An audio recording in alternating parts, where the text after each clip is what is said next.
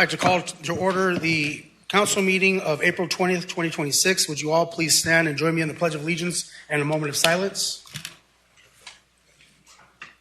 I pledge allegiance to the flag of the United States of America and to the republic for which it stands, one nation, under God, indivisible, with liberty and justice for all.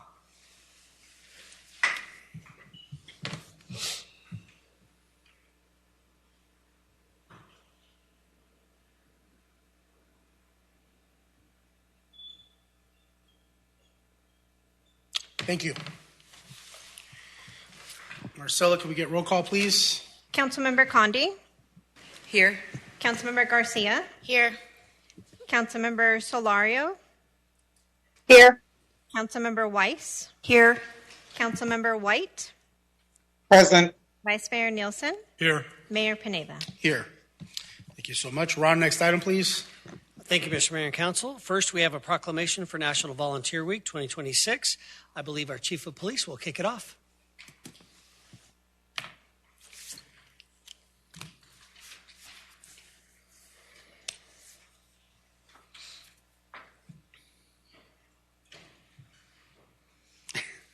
Good evening, Mayor, Vice Mayor, and Council. With me is Suzanne Hogue, who is the PD's Volunteer Coordinator. Suzanne will be saying a few words and recognizing a couple of our VIPs, our volunteers in policing, before turning it back over to you for the National Volunteer Appreciation Week proclamation. Suzanne? Thank you. Mayor, Vice Mayor, and Council members, thank you so much for having us here to celebrate National Volunteer Appreciation Week. There are currently 24 volunteers in police service, known as VIPs, with the Avondale Police Department. Some of them are here tonight, and I'd like to invite them to now stand while I read the rest of the speech. The VIPs assist the professional and sworn employees of our police department in various ways and areas throughout the city and at events as well. Our VIPs chose Avondale because they wanted to volunteer with an agency that is committed to strengthening the community.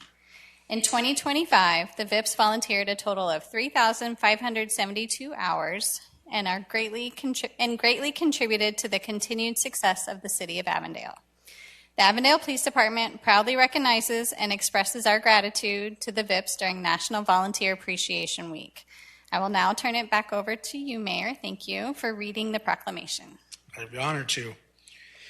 Whereas we firmly believe that the value of compassion, empathy, and community support are the foundation of a united and harmonious society, fostering connections that transcend differences, and whereas the strength and prosperity of our city is based on the selflessness of its residents to serve and uplift one another, and whereas we acknowledge the profound impact that can be achieved when we extend a helping hand to our neighbors, especially those of diverse backgrounds, lifting them up and collectively working to improve lives. And whereas we nurture a culture of giving within our cities, emphasizing that volunteerism is not just a duty, but a source of personal fulfillment and a community strength. And as we work side by side with and learn from one another, mutual understanding increases, misconceptions can be corrected, and new friendships are built. And whereas we encourage all citizens to care for one another, volunteer, and engage in acts of service and kindness that contribute to our city's betterment and its inhabitants, regardless of background or belief, and whereas the City of Avondale has joined a growing list of supporters, including the President of the National League of Cities and hundreds of leaders to date, in making a commitment to volunteerism. And whereas April is National Volunteer Month, a month dedicated to recognizing the importance of volunteering and a time for us to thank our City of Avondale volunteers. Now, therefore, on behalf of the Avondale City Council, the City of Avondale, Arizona hereby proclaims April 19th through the 25th as National Volunteer Week and proclaims the month of April as National Volunteer Month and affirm our city's commitment to volunteerism. Thank you for what you do.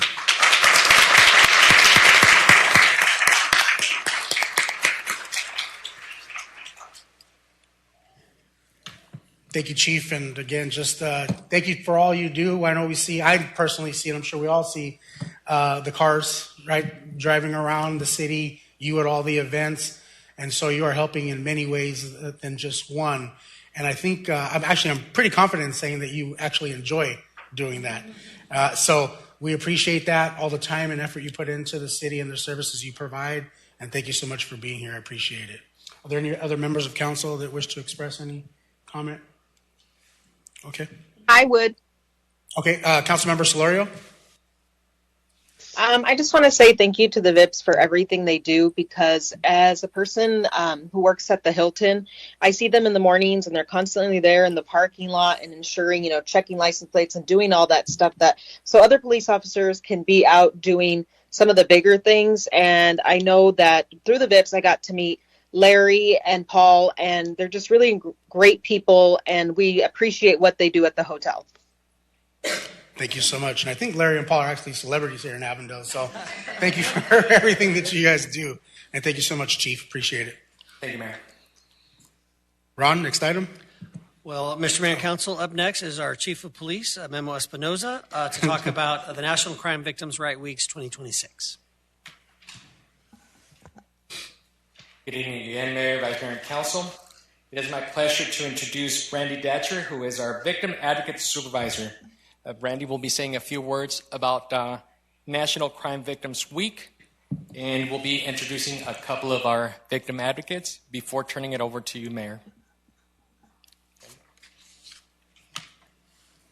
Good evening, City Mayor, Assistant Mayor, distinguished members of the City Council, and everyone present tonight. My name is Brandy Datcher, and I'm the Victim Advocate Supervisor with the Avondale Police Department. Thank you for the opportunity to speak as we recognize National Crime Victim Rights Week, a time dedicated to honoring victims and survivors of crime, acknowledging the professionals and volunteers who serve them, and raising awareness about the rights and resources available to those impacted. Our Avondale police officers respond to many calls for service, many of which involve crimes against persons. These calls come from our neighbors, our friends, and members of our community whose lives were changed in an instant. In the immediate aftermath of a crime, confusion and fear often take hold. Yet in those first critical moments, our police officers do something simple but profoundly important.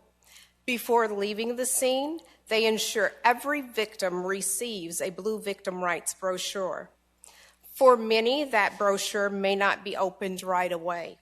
It may sit quietly on a table, tucked beneath the weight of shock and uncertainty. But days later, when the initial chaos begins to settle, that same brochure often becomes a lifeline, a first step towards understanding their rights, discovering available resources, and connecting with someone who can help them navigate a path forward. That small act reflects something much bigger, a commitment to ensuring that no victim feels alone. The individuals here today, our dedicated Victim Services Unit, and our partners with the Southwest Family Advocacy Center work tirelessly to make sure every voice is heard.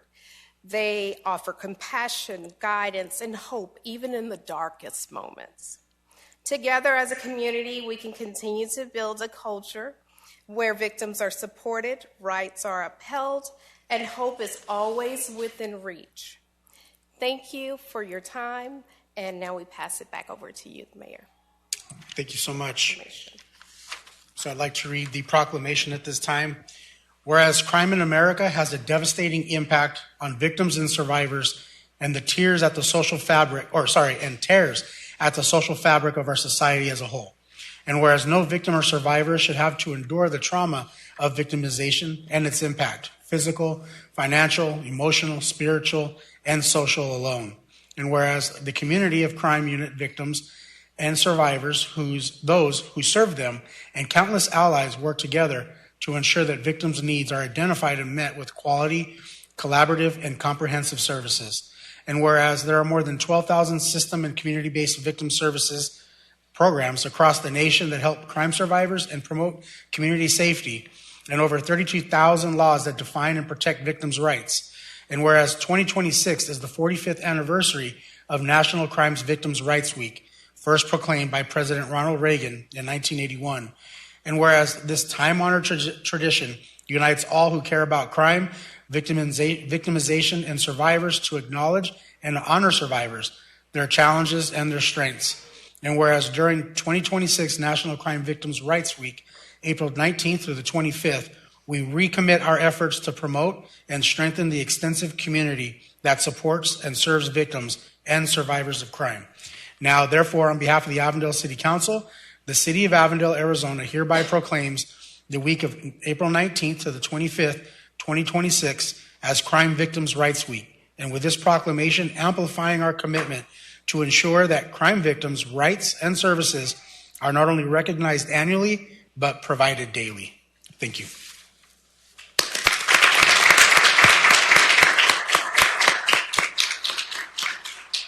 Are there any members of council that would like to add any comments? Thank you for what you do. And, you know, one of the things that you mentioned while you're up there is it's often the case that resources do exist, but I would assume in this time, searching out and sharing and communicating maybe feels like reliving the situation all over again. So it's just, you know, a tremendous act of kindness to provide that blue card, if you will, so that they do have the ability to connect with the resources they need when they're ready. So I'm glad and very happy with our relationship with the Family Advocacy Center and members of council who serve on those boards and everything that they do and everything that you're committed to doing. So thank you so much. Appreciate it. Thank you, Mayor, Vice Mayor, and Council. Ron, next item. Thank you, Mr. Mayor and Council. Before we move on, I'd like to remind folks, I hope they stick around for pictures. We'd like to get pictures with those groups and council.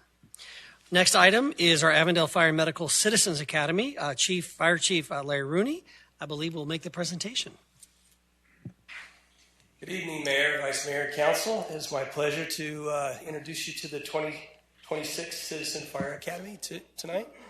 We had 23 community members attend 8 sessions concerning every aspect of our fire and medical department and the all-hazard services we provide for the city. Feedback, I received feedback, every member that taught received feedback about how well trained and skilled our firefighters are, but what brought something to my heart is to hear how passionate they are about helping people and doing the right thing and doing the job here. I'm going to introduce Kristen Ziprich, our Senior Management Analyst, and she's going to give you a presentation. Wait a minute. I forgot to mention Kristen was one of the members that attended all these 8 sessions. Good evening, Mayor and Council. My name is Kristen Ziprich, and I am the Senior Management Analyst for Fire and Medical Department. Tonight, we are here to recognize the 2026 graduates of the Avondale Fire and Medical Citizens Academy. I would also like to recognize Sue Anglin, our Public Education Specialist, who led this year's program. The 8-session program provides community members with a hands-on, behind-the-scenes look at fire and medical operations, while also equipping them with CPR and Stop the Bleed certifications. Participants move through the program in a structured progression, beginning with an overview of the department, recruitment, and emergency operations. They then explored community risk reduction, including inspections and investigations, before transitioning into hands-on fire operations with ladder company functions such as extrication and airbags. The program also included EMS training, where participants learned CPR along with threat response and Stop the Bleed techniques. It concluded with special operations, including technical rescue and wildland response, as well as engine company hose line operations. These photos highlight just a few of the hands-on experiences participants engaged in throughout the program, working directly alongside our fire and medical crews. Beyond the training itself, this program helps build a more informed and prepared community. It strengthens trust and transparency with our residents while also equipping participants with life-saving skills they can use in their everyday lives. Ultimately, it creates strong community partners who better understand and support the work of Avondale Fire and Medical. At this time, I would like to invite Natasha Edmonds to come forward to share a few words about her experience in the program.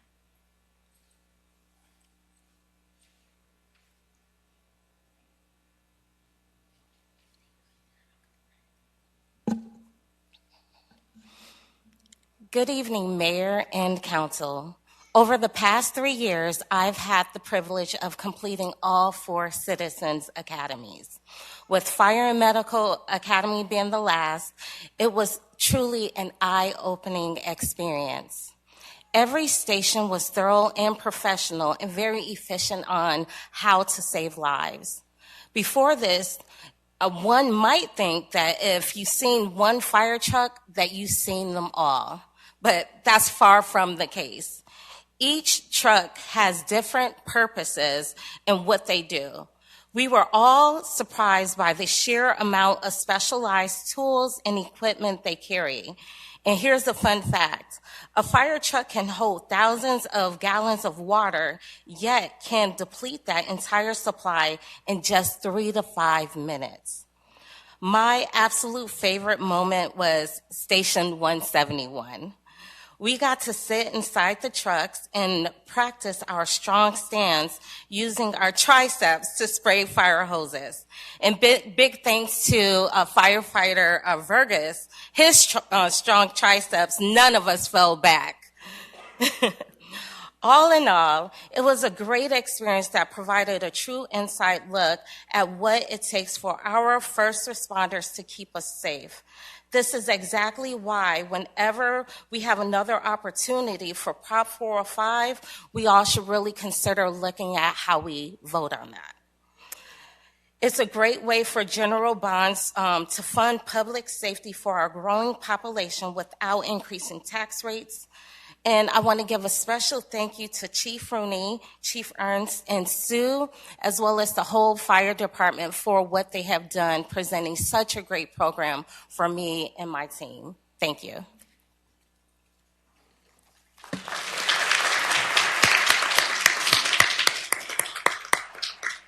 Thank you, Natasha. Now we would like to recognize the participants who successfully completed the 2026 Citizens Academy. Thank you for your commitment, engagement, and dedication to learning more about the services that help protect our community. Please stand to be recognized.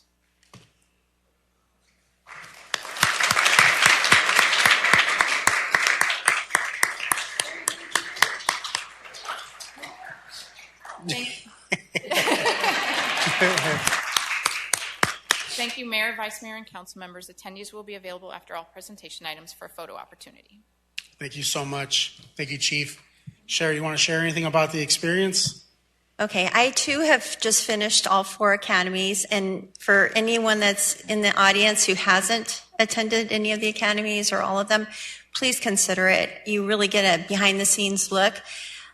I love learning about the equipment also. I was amazed at all of the different trucks that we have and all of the different equipment, the skill level of our staff and team. All of the firefighters that we ran into wanted us to have a good experience. They really worked hard to answer our questions. They really wanted to make it enjoyable and fun and engaging. I had a wonderful time. I love learning Stop the Bleed. I'm a NICU nurse. I don't have the opportunity to do that working with adults, so that was great to learn. And then the extrication that they did, I missed the last night, so I didn't get a chance to do the fire hose. But the extrication, watching that from 175, Station 175, that was great. Everything that they did was really amazing, and I just really encourage our residents to attend. Thank you. Mayor. Did you admit to missing a night? Is that what you said? No, just kidding. I did. Are the other members of council on the phone or here that would like to share any comments? Okay, Councilmember Garcia. I just want to say thank you guys so much for taking the opportunity to do this academy. The city offers so many opportunities to learn about every part of the city and how it works. And it takes a lot of your time to commit to that, to go do it every week. So we really appreciate you. And now you could go into the community and tell them how amazing our fire department is, because our fire department is by far one of the best. And that's because of the people that work there. They honestly care and love this city and the people that they work for. So thank you guys so much, and everyone who participated and put on and got to spend time with our citizens. Any members of council on the phone like to share any comments? I do, Mayor. Okay, Councilmember Solorio. I'm sure that, if you have not done any of them, like Sherry said, please do yourself a favor and do it. It's just the experiences are so invaluable to what you get to learn. You get CPR certification, stop the bleed. I have a joke with the fire department that I loved it so much that I decided to try out their services myself, and it really is an amazing academy to go through. When you talk to, I belong to Civic Craft, and I just actually spoke about all our academies about 4 weeks ago regarding that. And while some cities have a little bit kind of like our citizens academies, none have the extent of what we have. And I shared our link, and they shared that with myself and 48 other people across the state of Arizona so they could see the type of programming that Avondale does. So I'm so excited that people continue to come, and, we see the pictures online. You can tell that people are enjoying their time there. Plus, you get to meet your neighbors and friends. Thank you so much, Chief. Thank you so much again. Thank you for the presentation. Thank you, residents, for participating. Your civic duty, if you will, but more importantly, just getting a behind-the-scenes look as to what happens. Often it's easy to assume that behind the walls, the firefighters are there just waiting for the next issue or the next service call, and that is indeed not the case, as I'm sure you are well aware. I mean, there's a lot of training and education and functions that they are providing in between calls. And so just thank you for participating, and again, thank you again, Chief. Appreciate it. Thank you.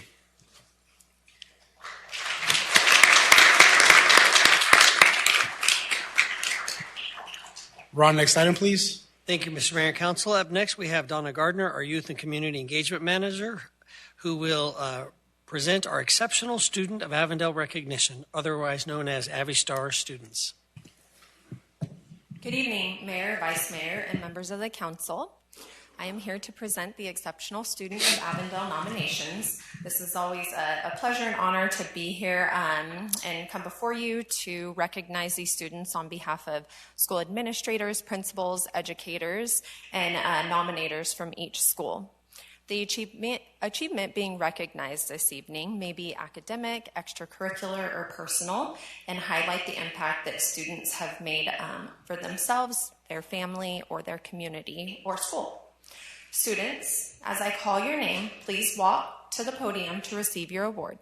Please stay standing for the remaining of the presentation. After all presentations have been completed, you will be invited back up to take photos with Mayor and Council. First up, we have Adrian Almanza. Adrian is a student within the Agua Fria High School District and attends Agua Fria High School. He is an 11th grader. Adrian Almanza is an outstanding student leader who exemplifies dedication, service, and integrity in everything he does. He is a key club secretary and has gone above and beyond in his role. In this role, he has coordinated the District Education and Leadership Conference, where he played a key role in organizing logistics and communication. He has been instrumental in fundraising efforts to raise awareness for blood cancer, and his passion for helping others is evident in his actions, and he consistently demonstrates a genuine servant's heart. He maintains a solid academic performance while remaining approachable, kind, and respectful to everyone he encounters. His positive attitude and willingness to help others make him a role model among his peers. Next student.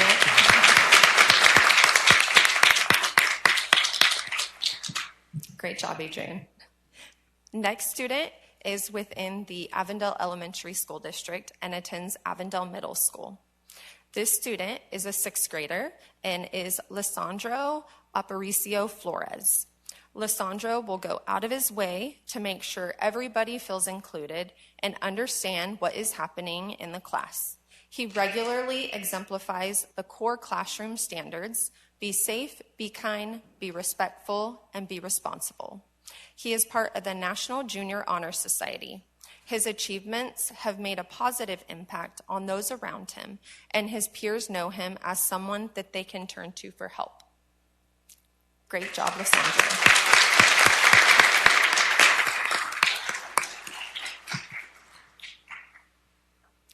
Following that is Jalen De Jesus. Jalen is a student at White Tanks Learning Center within Litchfield Elementary School District. Jaden is a 6th grader. Jaden is a leader, modeling many essential skills and hope for classmates. He loves to be a helper at White Tanks Learning Center, assisting with any task needed. Jalen has made significant progress with his academic success and his personal goals. Jalen is very well liked and appreciated. Great job.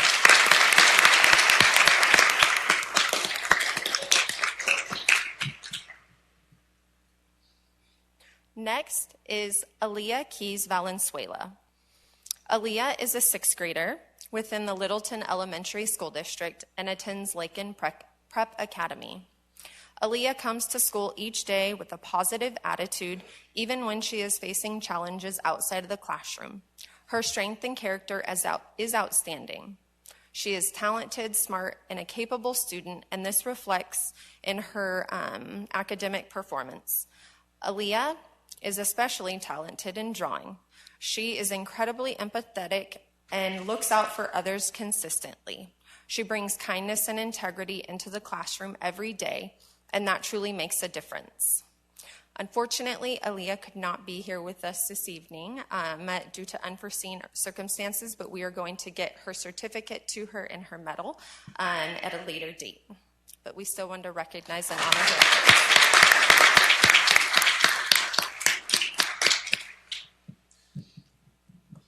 Following that is Rema Ko. Rema is a student within the Pendergast Elementary School District and attends Canyon Breeze. She is a 5th grader.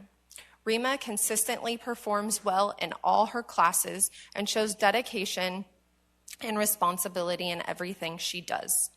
Rema is a true example of a well-rounded student. She played the lead role in the Canyon Breeze musical and was also part of the Winning Math Challenge, which is set to compete in the regional competition on April 28th. She also shines as an artist, sharing her creativity and passion with others. She is a natural leader who sets a positive example for her peers throughout, showing kindness and confidence and a strong work ethic. Her strength, perseverance, and commitment to excellence reflects true leadership and embodies the spirit of Canyon Breeze.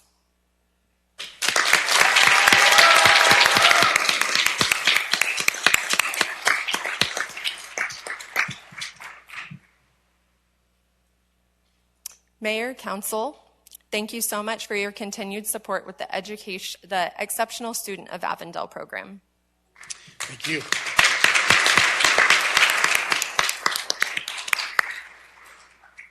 So I hope you will stick around with your parents so that we can take a picture together. But as I share all the time with students who are being honored, such as you, is that often is the case that you're not doing what you do in the classroom or outside of the classroom for these awards. It's just who you are.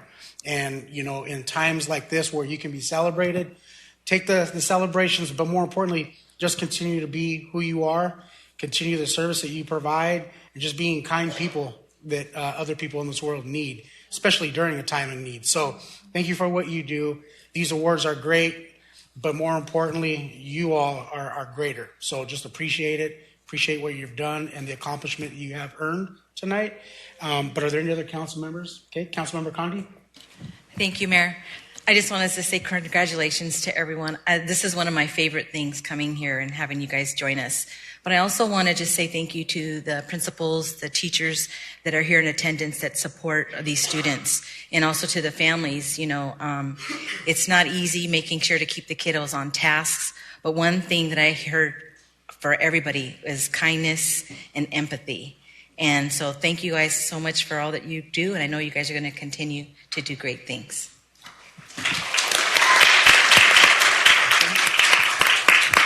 Councilwoman Garcia. Congratulations. What an amazing accomplishment for you guys. We need more young leaders in our schools, and you guys are the light at your school, and you are a reflection of your parents and your families. So to the parents and families, thank you so much for raising such great kids, because we need leaders that will sit up here one day and maybe do this. Or maybe you'll be president or a doctor or something really, really good. So continue doing what you're doing and be that light and salt in the world where there's negativity. You just be that positivity in there and continue your leadership. Thank you, guys.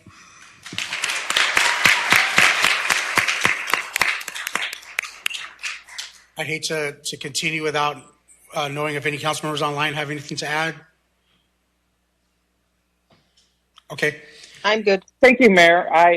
This is Councilmember White, and I'm always excited and very proud of the families, the children, the schools, the administrators. When I see the Abby Stars, I know each one of those children works so hard to show up to school every day and give their best effort. So I'm very grateful we have this program. Thank you to Donna, Neighborhood and Family Services, for recognizing the best kids in Avondale with our Abby Star program. Congratulations. Thank you, Mayor. Thank you. And thank you, Donna, as well, for all of your assistance and support. Appreciate it. Thank you, Mayor. Ron, next item, please. Thank you, Mr. Mayor and Council. Up next, we have a presentation by Adam Shipley, our Business Development Manager, recognizing our Business Spotlight Program Award.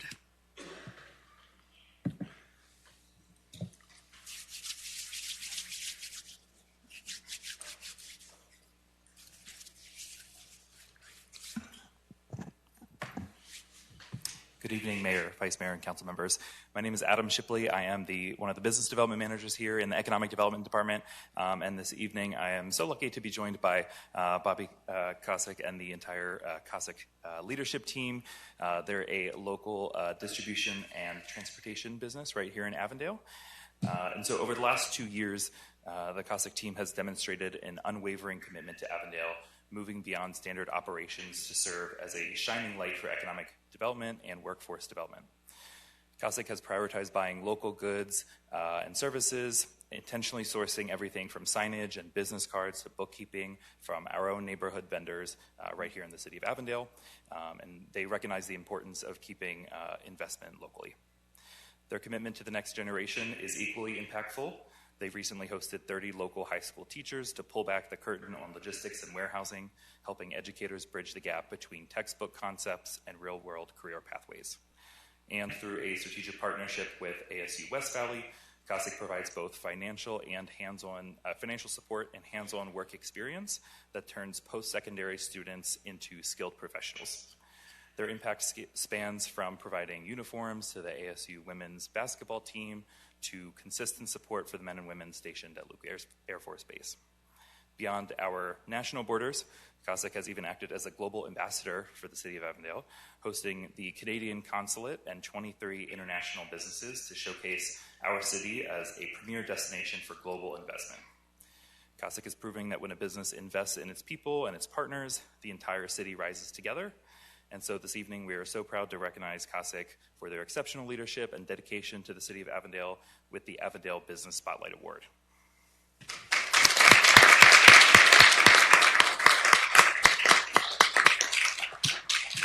I'll pass it back to you, Mayor. Thank you. Thank you. Well, before I go, Bobby, would you like to share something? Mayor, Vice Mayor, City Council, just want to say thank you. Avondale is not just a city, it's home to us. You're looking for a future together, growth, and happy to be here. Thank you so much for the achievement and really happy to be here. Thank you. And if I can share really quickly that, you said something, Adam, that is very important in regards to, and this is a word that I hate using, but it is what it is in terms of the ecosystem, right, that exists within a community. The fact utilizing local businesses to provide those services that are important to your business, again, lifts all ships at the same time. I know that a colleague of mine that teaches at Stray Mountain Community College, Dr. Davis Ragland, has been sharing with me that she's bringing her class over for a quote-unquote field trip. But more importantly than a field trip would really be behind the scenes access to business, but more importantly, logistics and the way business is conducted in that world. It's one thing to teach it through theory in a textbook and another to see it in action. So for that reason, again, what you're doing there within the community, specifically the investment that you've, put here within the city of Avondale can't go understated. So thank you to you and your team for everything that you've done, and we appreciate it. Any other members of council wish to share any comments? Councilmember Garcia? I think something you said was so great. Avondale's home. You guys have done so much into pouring into this community, and with the foundation that you guys started as well, pouring into the kids and the education of the young people, you guys are going to open so many doors because kids are looking for something other than a regular university, and showing them that logistics and like your building and everything you do. I mean, your story yourself, Bobby, is amazing if people could know where you came from, and you're teaching that to the younger generation. And I'm just grateful to have you here in Avondale, and hopefully that you continue growing. And we love that you brought other businesses into yours so that we could attract more businesses, but that you're also supported by the council, and that businesses are supported by all of us, because when you guys pour into us, we get to pour into you guys as well. So thank you. Thank you so much. Appreciate it.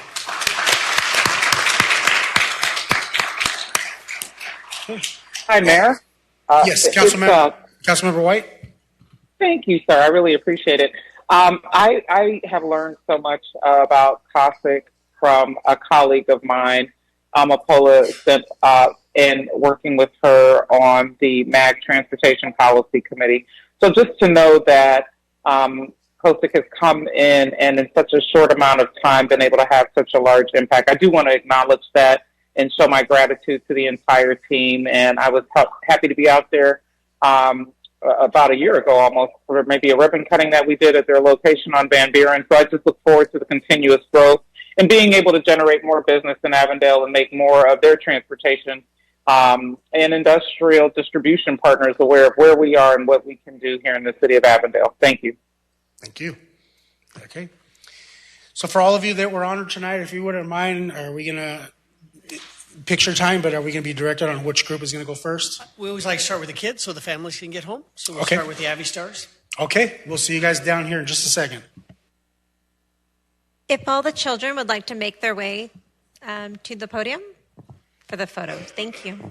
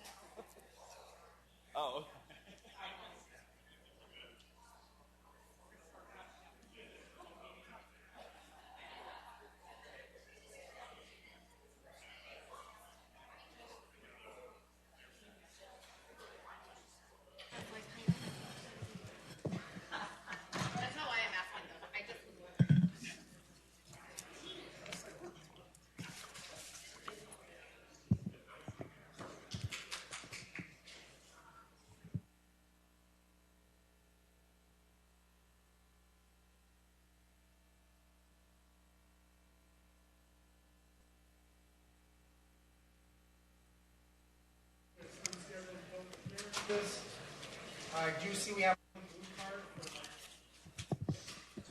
Item 3 is unscheduled public appearances. I do see we have one blue card. Mona Lopez. Is Mona here? Thank you, Mayor. And while Mona is making her way, we received another one, Ramon Lopez. Okay.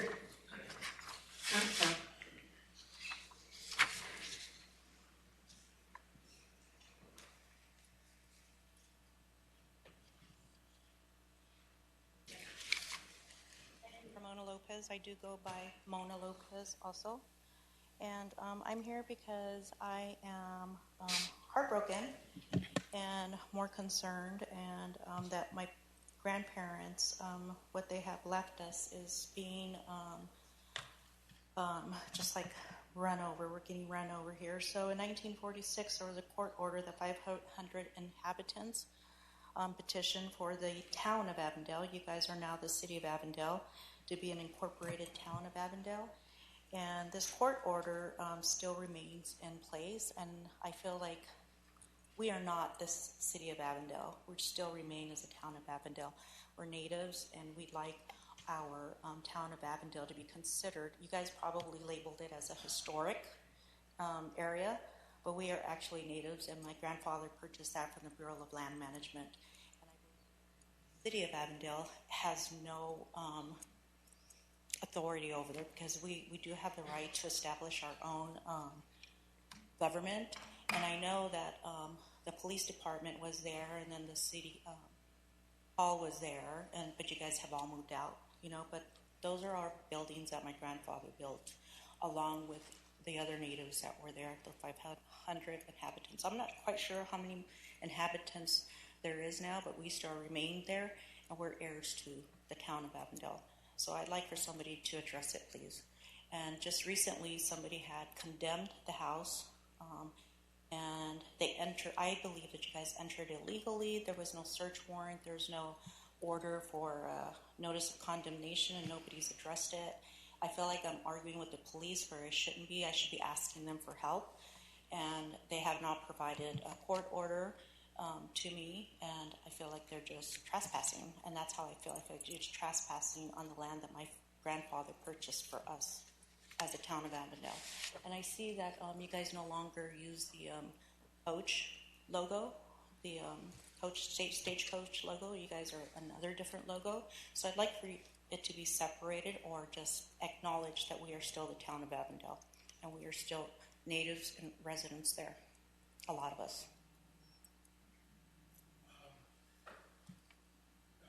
Ron, do we have, is it Dale that would be communicating with Mona? Yes, she can speak with Dale after she's done here. Okay. Would you mind stepping out and talking to our assistant city manager outside? Sure. Okay. All right. So Dale, if you would speak with Mona. All right. Thank you so much. And then do we have a separate one, or is it the same? Sorry, Mayor, it was the same card. We did receive an email over the last week, and I believe it went out to all of City Council just regarding the budget agenda item that I'll put as part of the agenda packet. Thank you. Thank you. Okay. Item number 4 is to recess into executive session. Can I get a motion? Got a motion from Councilmember Garcia, a second from Councilmember Condi. Can we please vote? And Marcelo, will you be asking for a voice vote from Councilmember Solorio and White? Councilmember Solorio, how do you vote? Aye. Councilmember White, how do you vote? Aye. Thank you. Okay, item passes 7-0. At this time, we will recess into executive session and be back. We will reconvene immediately following executive session. Perfect. For those who are listening online, City Council will be coming back into the council chamber. Thank you.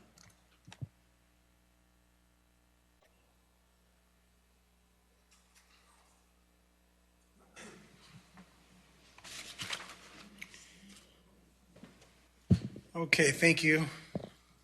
For those in the audience waiting. This time we're looking at item number 5, consent agenda. Are there any council members who wish to have an item removed for separate consideration? Seeing none, can I please get a motion? We got a motion from Councilmember Condi, a second from Vice Mayor Nielsen. Will you please vote? And Marcella, are you? Aye. Aye. Okay. Item passes unanimously 7-0. Item number 6, A and B, Ron. Thank you, Mr. Mayor and Council. Up next, we're going to hear from Cole Hunger, our senior planner. We have a public hearing and resolution, Cerro Vista minor general plan amendment, and a planned area development rezoning application.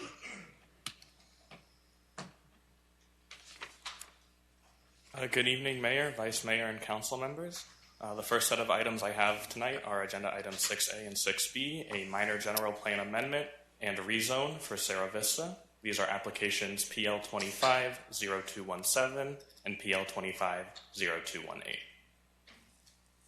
The purpose of these items are to review the proposed minor general plan amendment and rezone for Cerro Vista, conduct a public hearing for each, and take appropriate action on each item. To begin with some background on the site, it is approximately 10.1 net acres. It is located at 12104 West Van Buren Street, and it was annexed in May of 1978. The subject property was rezoned in 2021 to R4 multifamily residential for a 249-unit apartment community. It has remained vacant since then. Some of the other surrounding uses include the Fairway Commerce Center to the north, the Highland Preparatory Academy to the south, the river crossing self-storage to the east, and existing single-family residential to the west. The following are site photos showing the existing conditions of the site. The first image is looking west along Van Buren Street. At the far end of the property, you see that existing single-family residential. The next image is looking east from Corporate Drive. And at the far end of the property there, you see the self-storage. For the minor general plan amendment request, the request is to amend the general plan land use designation from high-density residential, which allows for 12 to 30 dwelling units per acre, to medium high-density residential, allowing for 4 to 12 dwelling units per acre. Some of these surrounding general plan land uses include Business Park in the pinkish purple color. This is to the north, east, and west of the property.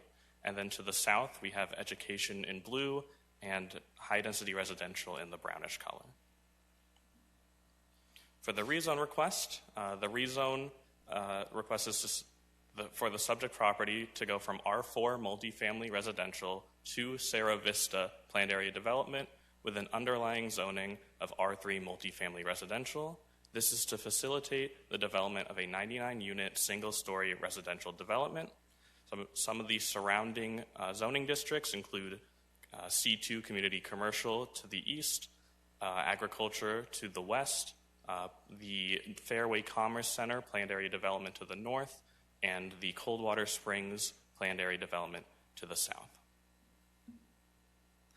The proposed deviation requests from the R3 multifamily residential zoning district include a decrease to the front yard setback and rear yard setback, to lower the maximum units allowed from 1 unit per 3,630 square feet to 1 unit per 4,450 square feet, to reduce the landscape setback on Corporate Drive, to reduce the minimum common usable open space from 20 to 15%, to substitute the required clubhouse and community pool with a central community hub, and to substitute garage parking with 3 parking spaces per unit, with at least one of those spaces being covered. The following is the site plan for the project. It shows the 99-unit single-story residential condo development. These units are detached with private 300 square feet rear yards, and they will individually be condo platted individually. There are 4 floor plans with 3 elevation schemes, and no identical homes will be adjacent or across from one another.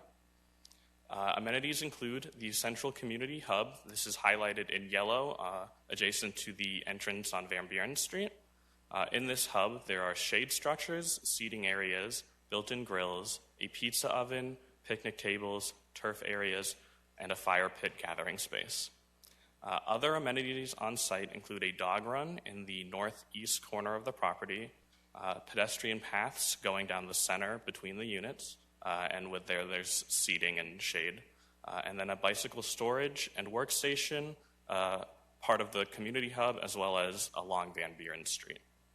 For the site design, primary access is off of Van Buren Street with secondary access off of Corporate Drive. The internal circulation of the site is private drives with shared parking along the perimeter of that. A detailed review of the site plan will take place during the site plan and design review administrative approval process. For staff analysis of the minor general plan amendment, the proposed amendment meets the 4 required findings established by the Avondale General Plan 2030.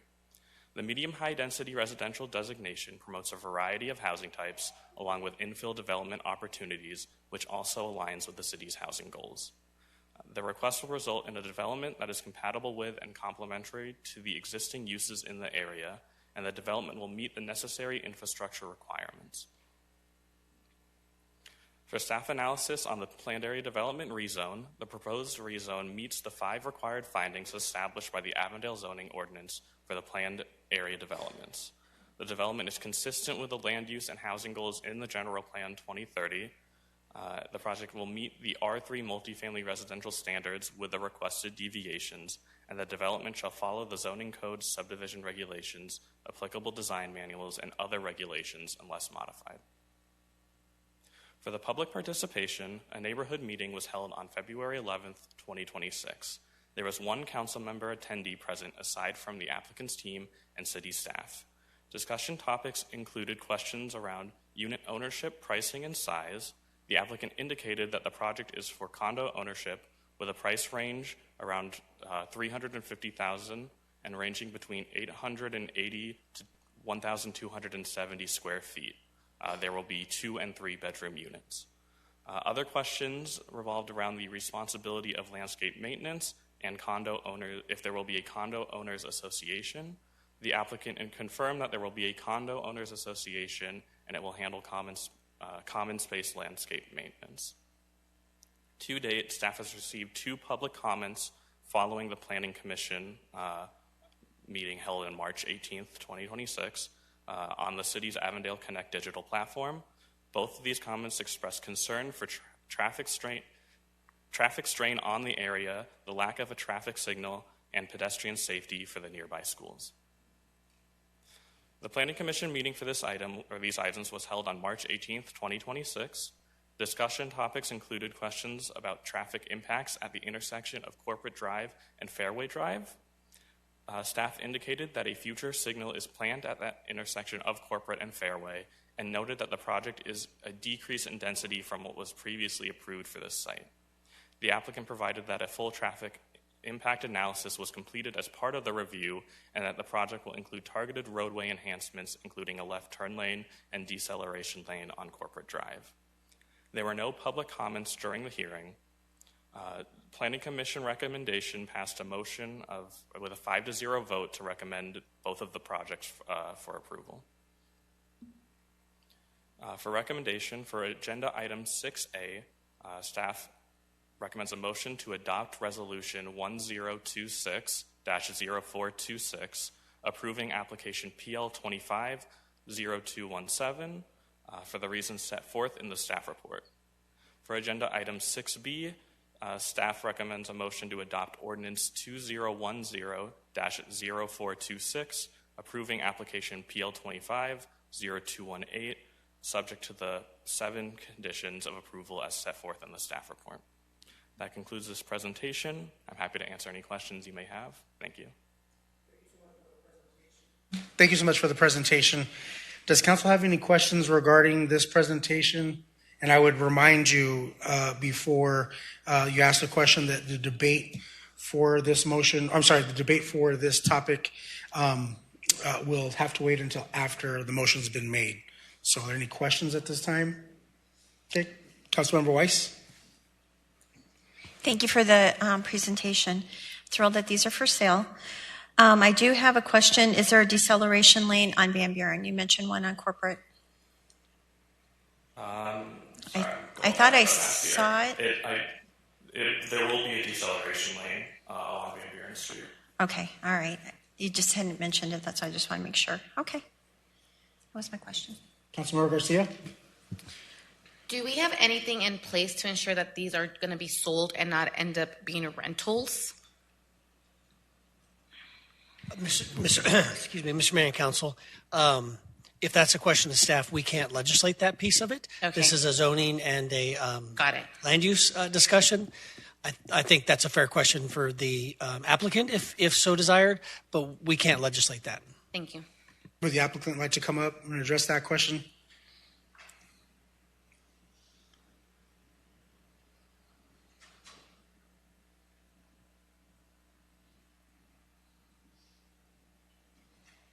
Mr. Mayor, Vice Mayor, and Council members, thank you for the opportunity. My name is Carolyn Oberholzer with the law firm of Bergen, Frake, Smalley, and Oberholzer at 4343 East Camelback. Very pleased to be here on behalf of Lennar Homes. And on this case, I don't often have the occasion to be here requesting a decrease in product type and density. And as was mentioned, that is exactly what we are asking for tonight. Now, the multifamily zoning in place, it was purchased by Lennar Homes Multifamily Division. Lennar's single-family division is an escrow to buy it from the multifamily division. Lennar's single-family home division does not do anything other than for sale. As staff mentioned, we are limited by fair housing laws in our ability to legislate whether or not something can be rented. But there is a stipulation on the PAD that requires that the condo plat be recorded prior to building permit issuance. And that is being done in order to create this affordability. This is their dream series. Lennar is looking to solve the problem that the median age of a home buyer in the United States right now is 40 years old. And this dream series was conceived by them to get to that attainability, the middle housing. And the condo plat will provide ownership for the entire unit and every minimum 300 square foot backyard that is walled. But the condo association will manage the maintenance and costs associated with the rest of the development. That helps to bring the ownership costs down and get to an attainable price. And if you'd like to see an example of this, they have already built this product in their Anderson Farms community in Maricopa. They are selling now. They've closed, I think, about 25 of those. And the predominant makeup is teachers, firefighters in the city of Maricopa. So they're getting at that buyer. But it will be Lennar Homes. They are home builders of for sale homes in this division. Thank you. It sounds like a silly question, but people want to know that because people want to know what's getting built, and they're always afraid of like what's happening. So when you guys explain it to us, they're able to go back and listen to it. So thank you for explaining that. My pleasure. Thank you for the opportunity. I would also add to that that I think that some of the sentiment stems from prior projects where they were slated to be for sale, and at the 12th hour they turned into rentals. And I think so. Obviously, we can't legislate what you can or can't put there, but I would assume that it's understandable that council might be a little gun shy when it comes to those things.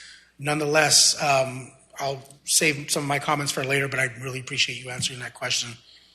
Councilmember Weiss? Thank you for allowing 99 families the opportunity to build generational wealth in Avondale. That's just all I want to say. Thank you. Are there any members of council online or on phone that would like to ask a question this time? I just have a comment. I'd like to thank Carolyn and the folks that have brought this product forth. Whether it's rental or to purchase, which I understand it's purchase, it's a great quality project. It's something that we really don't have a lot of, that we hear from people as options that they'd like to have. So thank you for bringing a good quality product, Carolyn. Thank you so much. Thank you, Mayor. Councilmember White? Thank you. Thank you for the presentation. Thank you, Carolyn. Thank you, Lennar Homes. Clearly it's in the name, it's a home builder. So Lennar bringing a smaller home style option available in Avondale is exciting. We do have a gap where we're not building enough residential at the lower end of the spectrum, and a lot of folks' starter homes are being purchased in their 40s. And I just think that a few of us on the dais were able to buy our first home in our 20s. And so that's almost a 20-year difference of not being able to build generational wealth and having that accumulate. So knowing this product's coming online is exciting. Knowing it's what looks like something that could start, that buying ability at a lower scale in our community is really exciting. So I do appreciate that and the consideration for the future buyers in our area. Thank you. Thank you. Okay, I'll go ahead and just share go ahead, Vice Mayor. I just had one last comment. I really appreciate the opportunity to come and visit with you when you had that open house here. We need to get more people involved with that. But the thing I really like is I can go in there and the house that's next to me isn't the same color as the one next to it, or the same design or anything else. So if I get lost in there and look for the gray house, I can at least find the gray house. So I appreciate the color palette or whatever you want to call it and the different designs in each one of those. So somebody who goes in there can actually find where they live and appreciate it. Thank you. Okay, at this time, I'd like to open up the public hearing on item 6A. Marcella, have we received any requests to speak? Thank you, Mayor. We have not received any requests to speak. Okay, thank you. At this time, I will close the public hearing on item 6A. At this time, I would also like to open up the public hearing on item 6B. Marcella, any requests to speak on item B? Thank you, Mayor. No requests to speak have been received. Thank you. With that, I will close the public hearing on 6B. Do we have a motion on staff's recommendation for item 6A?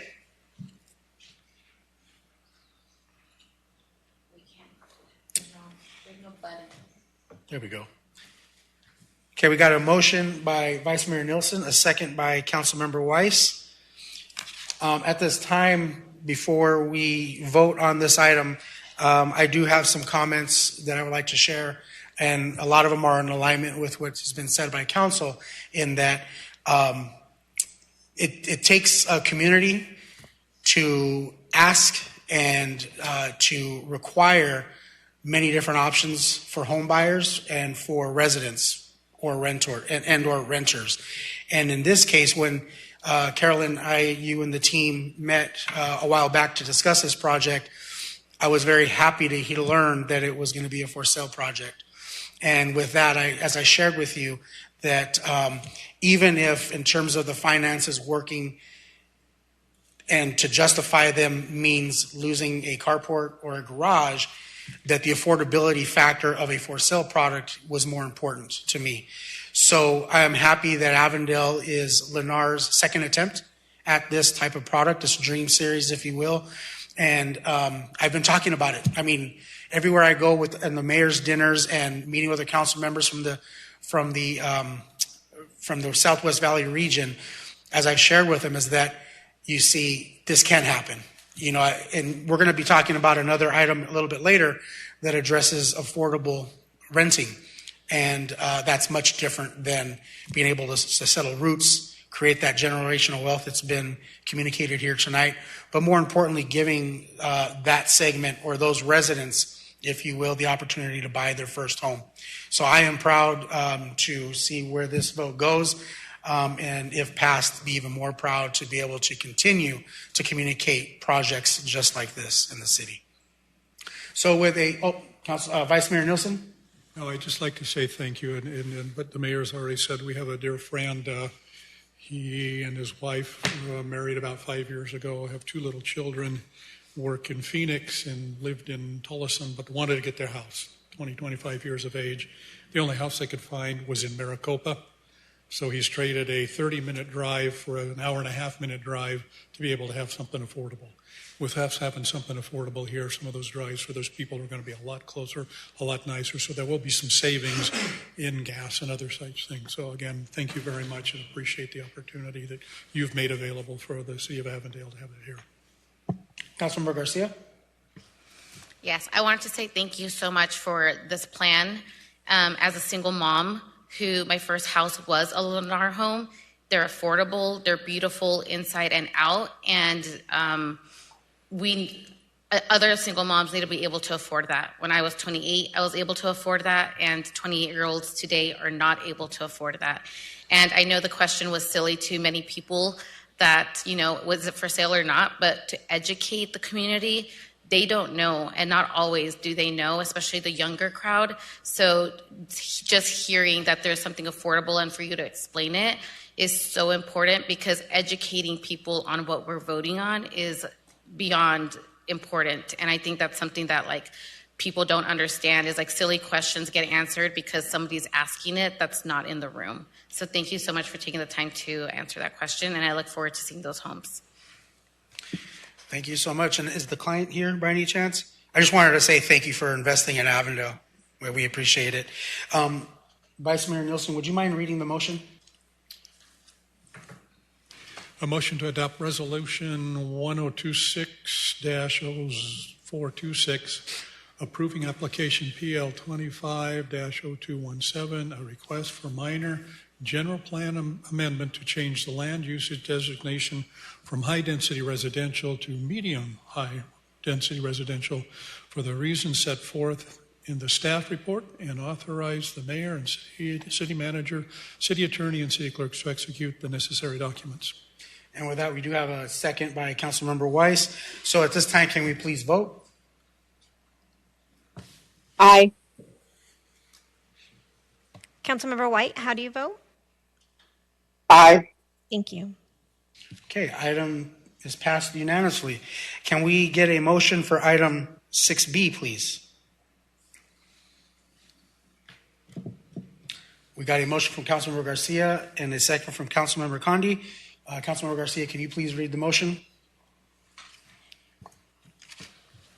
Agenda item 6.B, public hearing, motion to adopt ordinance 2010-0426, approving application PL-25-0218, a request for rezone from R4 multifamily residential to Cerro Vista planned area development with underlining zoning of R3 multifamily residential to facilitate the development of a 99-unit single-story condo platted residential project with detached single-family homes subject to the 7 conditions of approval as set forth in the staff report, and authorize the mayor or city manager, city attorney, and city clerk to execute the necessary documents.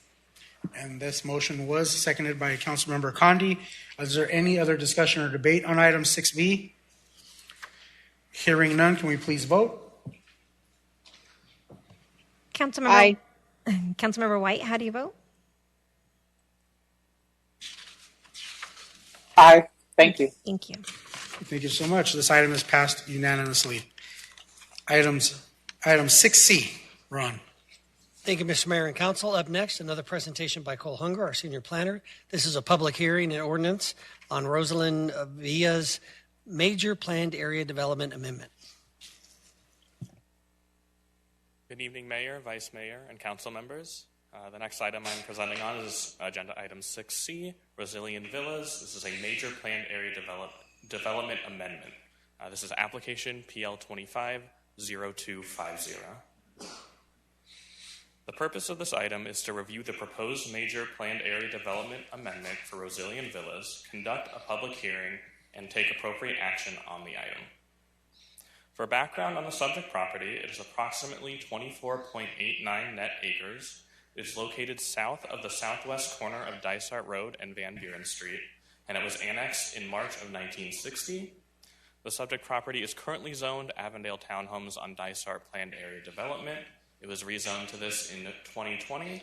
This allowed for a 296-unit single-family attached townhome community, along with a C1 neighborhood commercial parcel located at the northeast corner of the planned area development.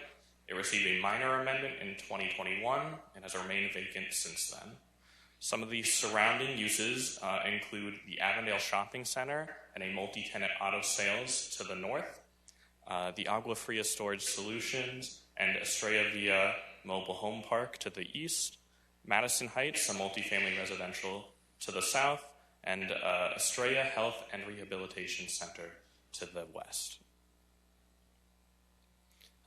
The following are images of the existing site conditions. The first image is looking north along Dysart Road. At the far end of the property there on the north, you see the commercial shopping center. The next image is looking south along 4th Street. and at the far end of the site is the multifamily residential to the south. The general plan land use designation is medium-high density residential. This allows for 4 to 12 dwelling units per acre. Some of the surrounding land use, general plan land uses are local commercial in pink. This is to the north, east, and west of the property, and then high density residential to the south. The PAD amendment request. The request is to change the zone, the PAD from the Avondale townhomes on Dysart planned area development and the single-family townhome uses to the Rosilian Villas planned area development with multifamily duplex uses. The C1 neighborhood commercial will remain unchanged. This C1 commercial is highlighted in orange in that northeast corner of the property. The surrounding zonings include C2 community commercial to the north, east, and west, and R3 multifamily residential to the south. The proposed land use amendments and design standard deviations include removing the single-family residential townhome use and replacing it with the multifamily residential duplex use and the multifamily residential attached residential use. There is also a deviation request to substitute the required garages with 2 spaces per unit, with one of the spaces being required to be covered. The next slide shows the site plan. It shows the 291-unit multifamily duplex development. These units will have 3 to 4 bedrooms. 279 units are side-by-side 2-story duplexes with an average of a 400 square foot rear yard. The remaining 12 units are situated above the 88 units and have 100 square foot patios in place of the 400 square foot rear yard. There is 50% open space with 2 primary amenity locations in the project. The first of these is the community hub. This is located at the entrance off of Dysart Road. The community hub features the clubhouse, the pool, fitness center, and 2 playgrounds.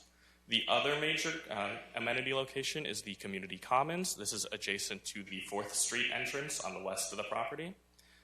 This amenity location features a large green open space, a splash pad, some shade ramadas, and a playground.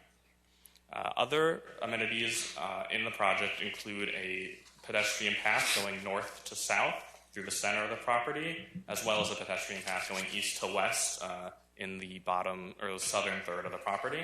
And there are also smaller green spaces throughout the property. For access and circulation, the primary access will be off of Dysart Road to the east, and then secondary access will be off of 4th Street to the west. The site features an internal private drive with shared parking lining that. A detailed review of the site plan will take place during the site plan and design review administrative approval process. For staff analysis of the major planned area development amendment, the proposed rezone meets the 5 required findings established by the Avondale zoning ordinance for planned area developments. The development is consistent with the land use and housing goals in the General Plan 2030.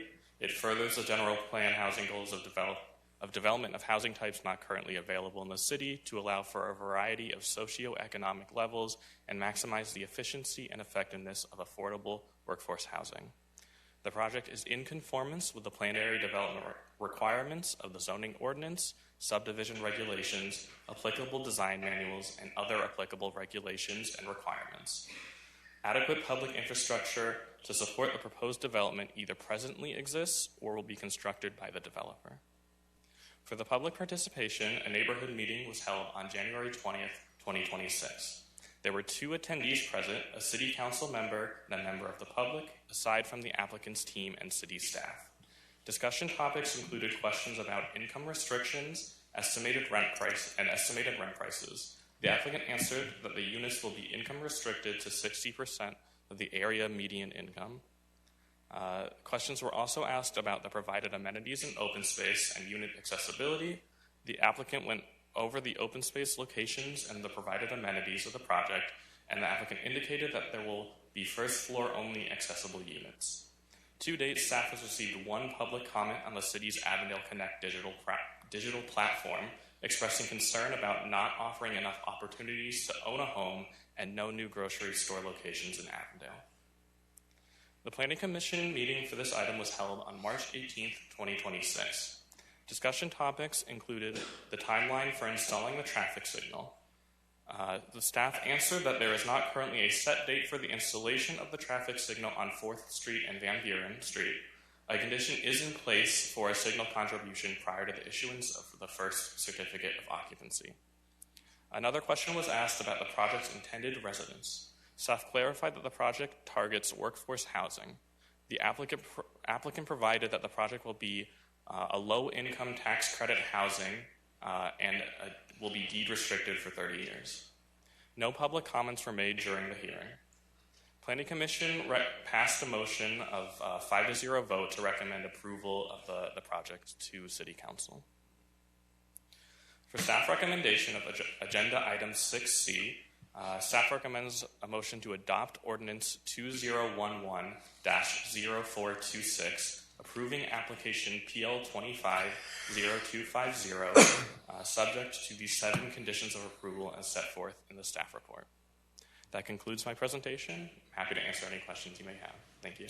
Thank you so much for the presentation. Are there any members of council that have questions? Again, as a reminder, debate will have to wait until after the motion's been made. But if you have questions, go ahead. Councilmember Condi? Thank you, Mayor. Is this going to be a gated community, or did you say if it was? Mayor, Vice Mayor, Councilmember Condi, the applicant has indicated that there is not currently plans to have gates at either of the entrances. However, it is designed so that if in the future a gate would be installed, there is enough room at those entrances to not cause any traffic backup. And then will there be a decel lane on Dysart to get them into the community? Mayor, Vice Mayor, Councilmember Condi, yes, there will be a deceleration lane along Dysart Road. Okay.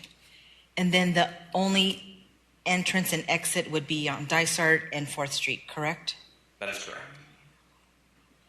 But will there be pedestrian gates to the north or to the south? Councilmember Condi, there will not be pedestrian gates on the north or south of the property. Thank you. Are there any other questions from council? I have not questions, but just commentary. I'm really excited about this one. I think everyone deserves to have a place they call home.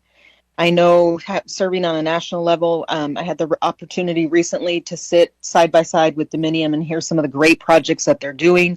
Also serving on the Military Communities Council, having my military briefing where they focused on, because, low income housing tax credit, or LIHTC, as we call it, it's crucial for military families because it helps them get that housing, quality housing, where they're priced out of other areas. And, yes, ideally we'd like everyone to have a home and to buy a home, but that's not realistic. When we sat around the table, they talked about how they were being priced out of certain communities, and they mentioned Avondale and Goodyear, and also sitting with Dominium and sitting in Utah at another conference, them talking about go back to your communities and talk about the importance of LIHTC housing, because that's what young military families look forward to be able to find a city that's friendly enough, that welcomes them with these types of things. And to see the quality that Dominium is building is incredible. This is a great project. Thank you. Yep, Councilmember Weiss? I have a question, Cole. Thank you. Will there be a light in the front on Dysart anywhere there at Washington? Is that an option down the road? Mayor, Vice Mayor, and Councilmember Weiss, the traffic impact study or statement that was submitted indicated that it does not warrant a light at that Dysart entrance, and our traffic engineer has also stated that it does not currently warrant a need for a light at that location. Okay. Oh, sorry. Councilmember Condi. Thank you, Mayor. Thank you, Sherry, Councilmember Weiss, for bringing up a point. Good point. Can you go back to the map of the community? Did we talk about, or was there a potential for a light to be on 4th Street and Van Buren? Mayor, Vice Mayor, Councilmember Condi, yes, there is plans to be a traffic signal at the intersection of 4th Street and Van Buren. One of the conditions of approval was, sorry, the word just escaped me. The condition of approval was a contribution to the signal there. Great. Thank you, Cole. Thank you so much, Councilmember Condi. Okay. At this time, I would like to open up the public hearing for item 6C. Marcella, have we received any requests to speak? Thank you, Mayor. We have not received any requests to speak. Okay, thank you. At this time, I'm going to close the public hearing on item 6C. Do we have a motion on the staff's recommendation for item 6C? We got a motion from Councilmember Condi. Can you please read the motion?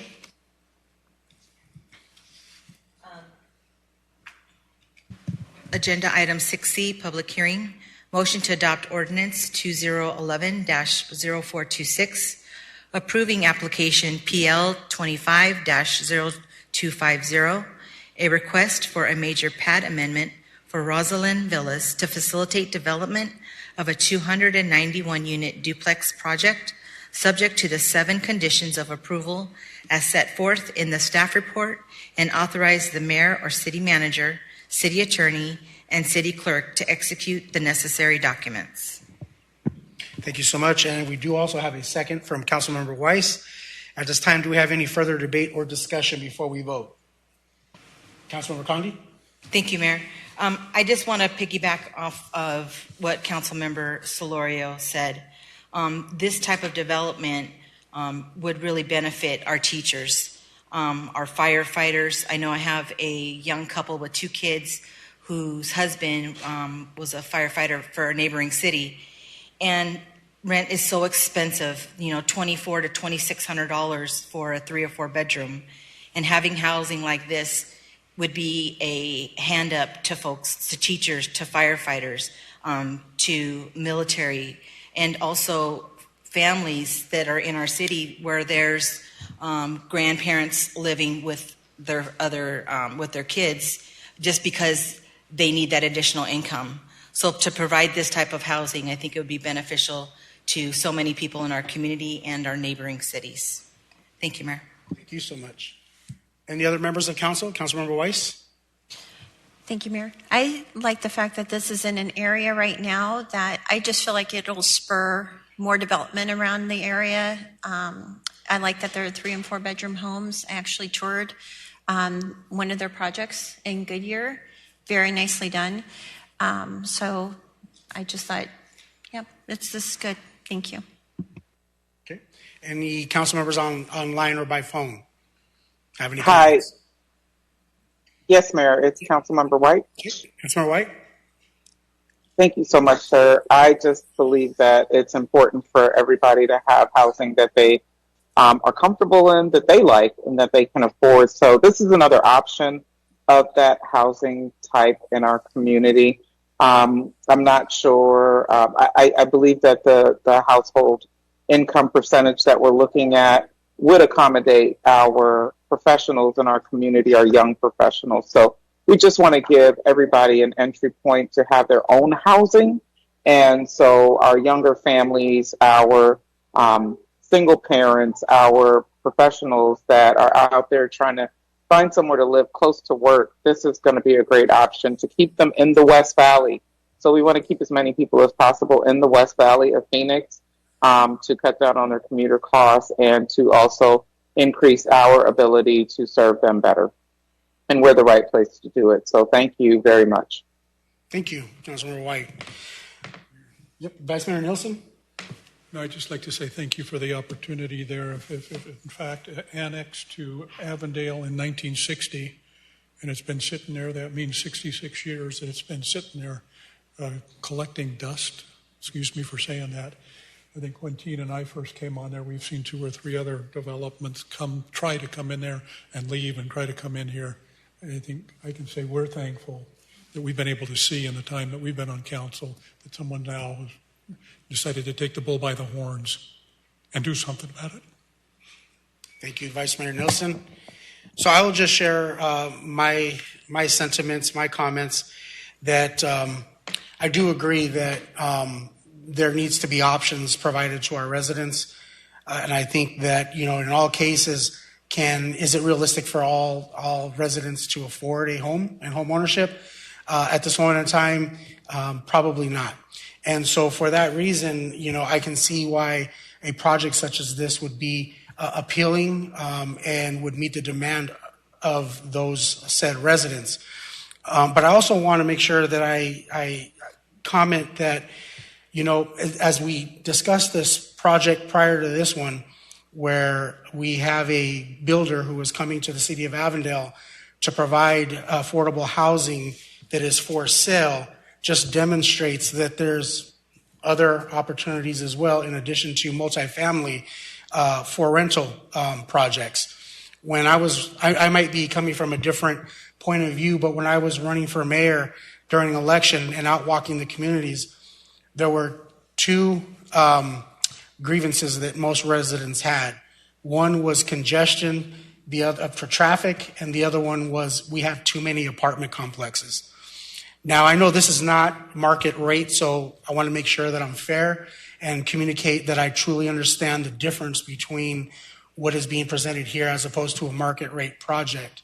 With that being said, Councilmember Solorio made the comment that it's just not realistic.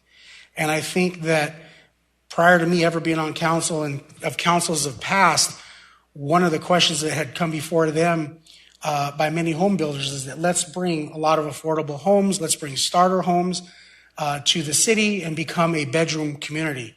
And that's exactly what happened. What you don't find here in Avondale is any executive style living, any large footprint lots, things of that nature, because at the time I'm sure councils were thinking it's not realistic. And I'm here to tell you that it is realistic. We just passed a project that does bring that realism to play.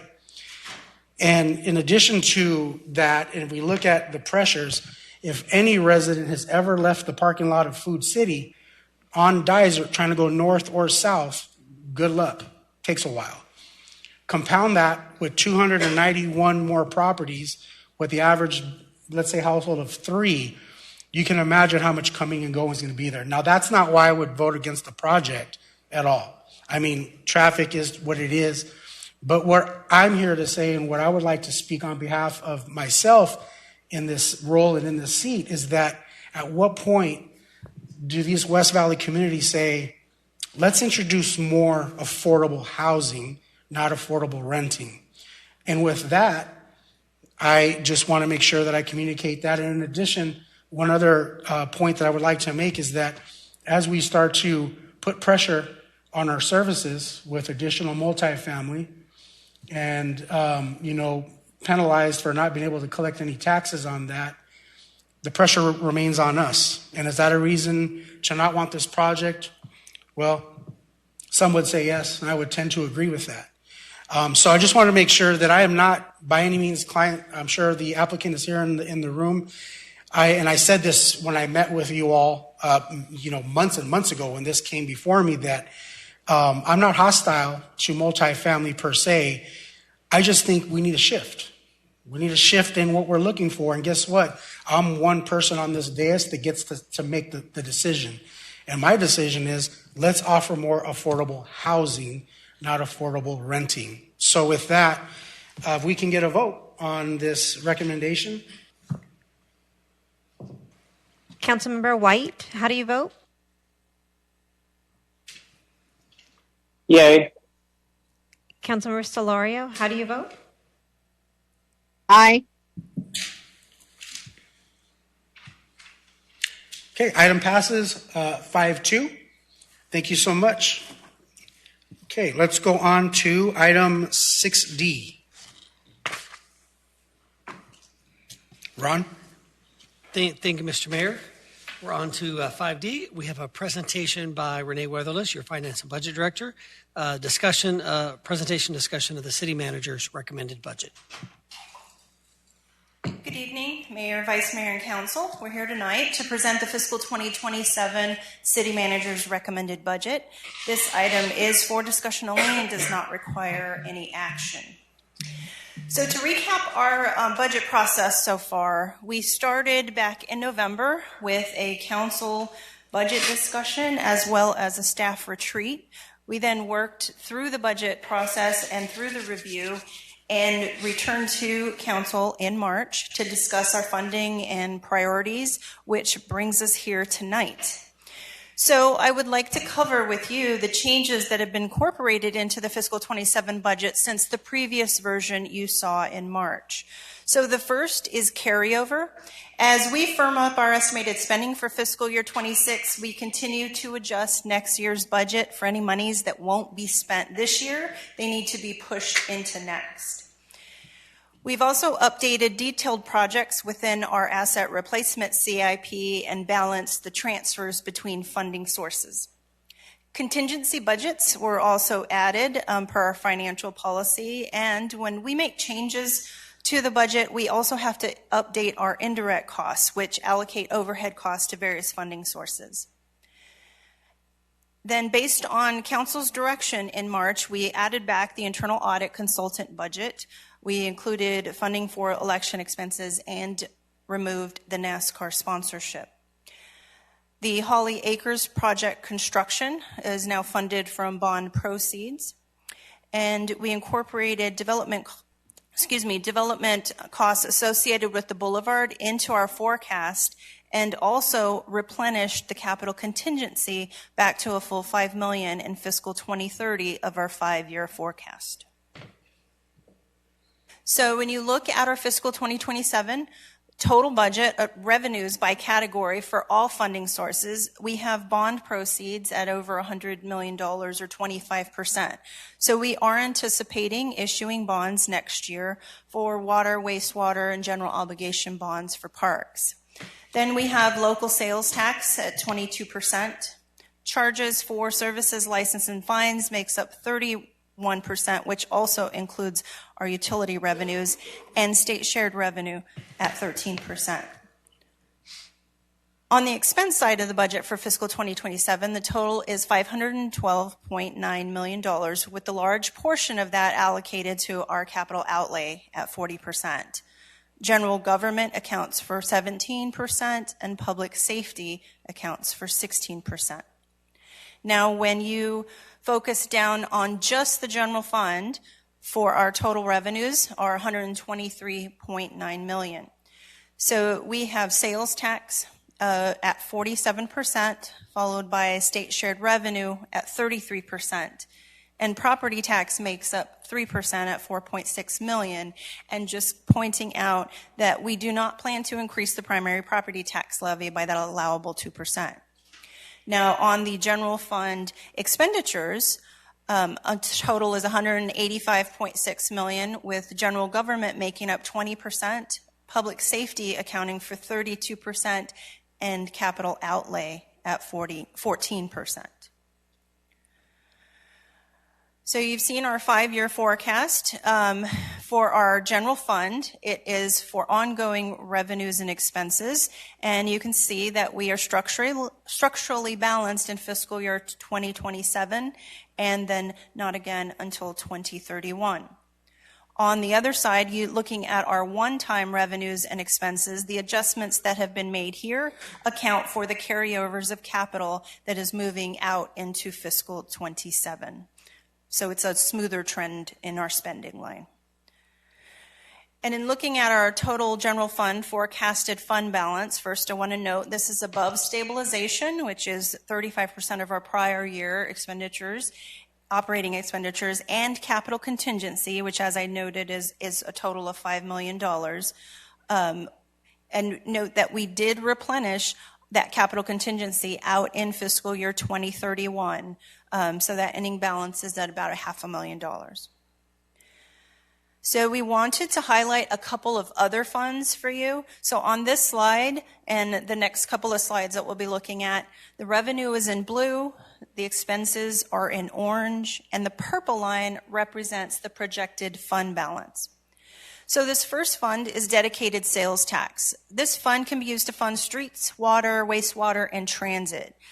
And this funding source is one that we're looking at in the event that development impact fee growth projections were ever to slow. We could use this money to pay the debt service for the wastewater treatment facility expansion project. The next funding source is public safety sales tax, which is used to fund our fire and police operating expenses. And then lastly, we have our HERF funding, which is solely to fund our streets project. So here we have highlighted just a few of our budget priorities. The first, in economic development, we have funded $1.3 million in Economic Opportunities Fund to support small businesses, land improvement costs on Western Avenue, in addition to some development incentives. In Parks and Recreation, we have a reduction to the event schedule, some irrigation cost increases, and general obligation bond projects, which include the Agua Fria pedestrian bridge, Friendship Park playground replacement, and Festival Fields shade expansion. In public safety, we have the new fire training center going online, as well as a new first responder drone program and additional license plate reader cameras. In connected communities, we have the Chamber of Commerce membership as well as the Litchfield Heritage Center.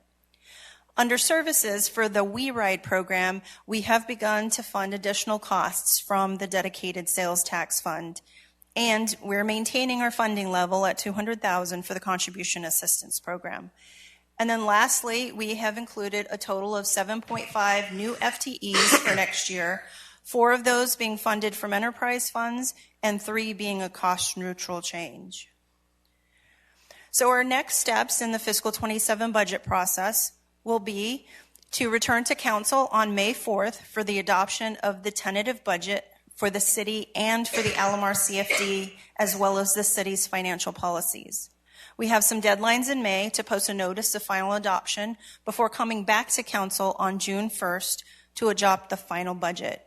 We will then finish the process by adopting the property tax levy on June 15th, and I will note that we will not be conducting a public hearing this year for truth and taxation since we are not increasing that 2%.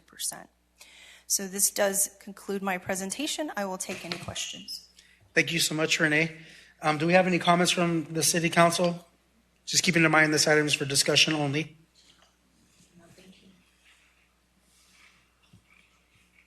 Anybody online or by phone have any comments? Okay, thank you so much, Renee. We appreciate it. Okay, Ron, item 6E. Thank you, Mr. Mayor and Council. Up next, we have a presentation by Edith, our Neighborhood and Family Services Assistant Director for the fiscal year 2027 Contributions Assistance Program. Good evening, Mayor, Vice Mayor, and Council members. I'm here this evening to present on the Contributions Assistance Program with the purpose of providing you background and history, an update on the nonprofit agencies funded this current fiscal year, also providing criteria overview, the preparations we are making for fiscal year 2027's program, and a review of the process and timeline. So the Contributions Assistance Program allocates funding to eligible nonprofit agencies with 501c3 status that provide health and human services to Avondale residents. We have level funding for fiscal year 2027 of $200,000, which is also included in the proposed departmental budget. In fiscal year 2026, 33 agencies were funded, providing a wide range of services. This includes distribution of food, literacy programs for children, workforce development, medical assistance, life skills for youth, and supporting our most vulnerable populations with resources. Okay, so these are the current awardees for fiscal year 2026. All recipients are on track to meet their goals and expend funds by June 30th of 2026. I also wanted to highlight 3 new agencies. Avondale Baptist Church, which is supporting the continuity of the Interfaith Homeless Emergency Lodging Program known as iHelp. Friends of the Southwest Family Advocacy Center, which provide critical support to vulnerable and underserved populations, particularly children and families affected by domestic violence. And then WHAM Art Association, which is it will be providing therapeutic art programs for our veterans. So here's the criteria organizations must adhere to when applying and if awarded. So number 1 is provision of direct services which improve the health and welfare of Avondale residents. Number 2, priority will be given to services and initiatives that support and address City Council goals. Number 3, services provided at the Arizona Complete Health Avondale Resource Center will be given priority. Number 4, priority will be given to special projects. However, requests for operating support toward direct and measurable services will be considered. Number 5, required to submit current, timely, and accurate reports. Number 6, organizations that are funded will also participate in quarterly reporting and demonstrate satisfactory progress towards stated goals and objectives. Number 7, have the ability to generate revenue from other sources. And number 8, all awards must meet or exceed the minimum funding amount requested by the organization. This minimum is set to ensure sufficient resources are available to successfully execute the proposed project. Okay. I would also like to introduce to you the Contributions Assistance Program Council Subcommittee, appointed to review, select, and determine funding recommendations for City Council approval. So we have Vice Mayor Curtis Nielsen and Council members Tina Condi and Jeanette Garcia, who work very hard on this subcommittee, by the way. So in preparation for fiscal year 2027, staff has offered 2 grant writing workshops that were held in early April to help organizations prepare for the upcoming application process. So we had a total of 29 organizations participated with 30 attendees present. Of those, we welcomed 12 new organizations hoping to form partnerships with the City of Avondale. So here we have our process and tentative timeline. So on April 21st, applications will be available on the website. A press release will be issued. Current recipients, including new organizations who attended the grant writing workshops, will be notified via email. Staff will also promote the program via social media. So we have a deadline for the application submittals will take place on May 15th. Applications will be provided in a binder to the Council Subcommittee on May 21st. The Council Subcommittee will meet on June 11th to review applications and determine funding recommendations. On July 13th, we'll bring a request for approval of funding recommendations to the City Council, and then we will have the award presentations, which will take place in August. So with that, I'd like to thank you, Mayor, Vice Mayor, and Council members for your time. This concludes my presentation, and I am available for any questions.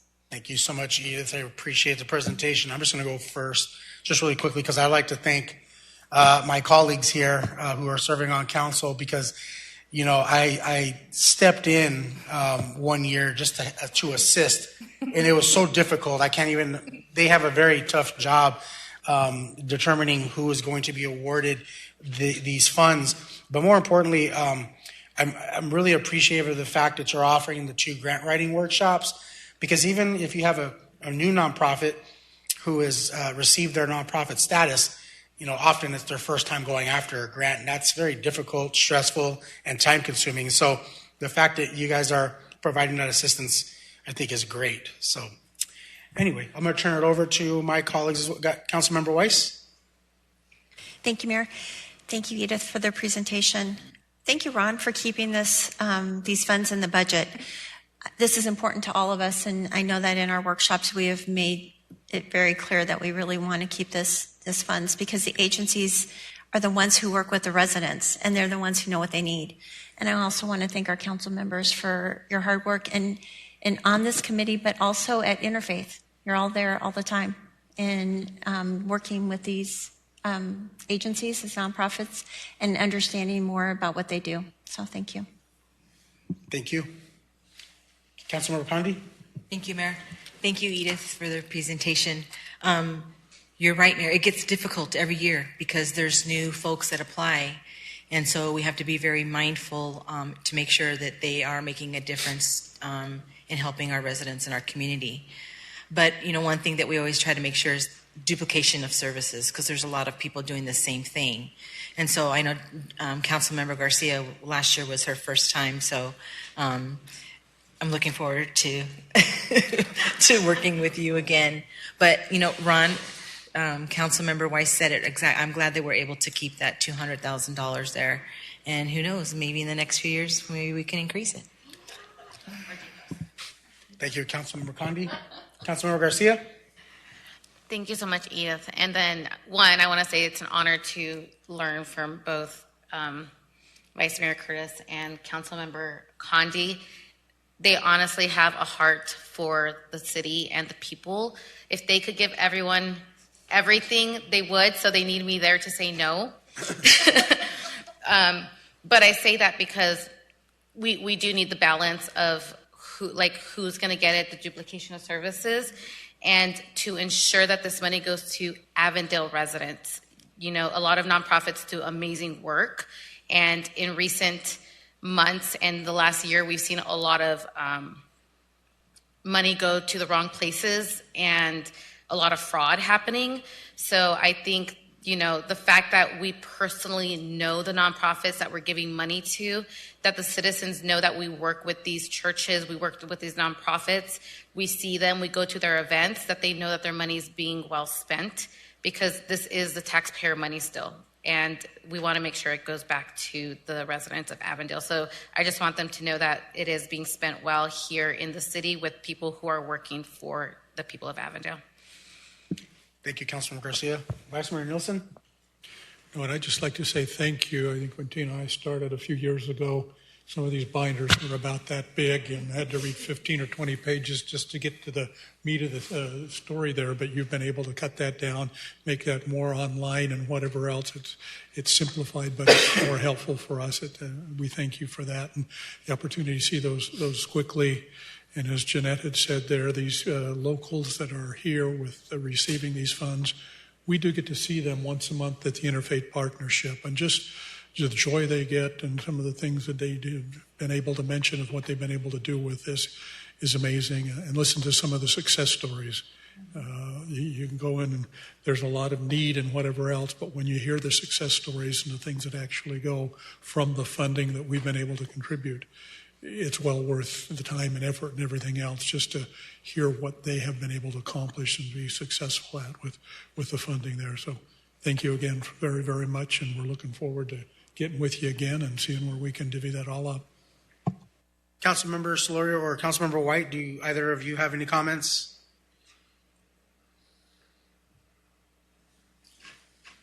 No, I just want to thank everybody who's part of that, to the decision making and the planning, because, you know, from what we hear, we're not in those meetings, so we can't make those tough choices. So the three of you guys are godsend, because you guys are reaching out, and seeing those people. And I'm sure, as much as we'd like to give and the people that we have to turn away, I'm sure it's heartbreaking for everyone. So thank you for what you guys do.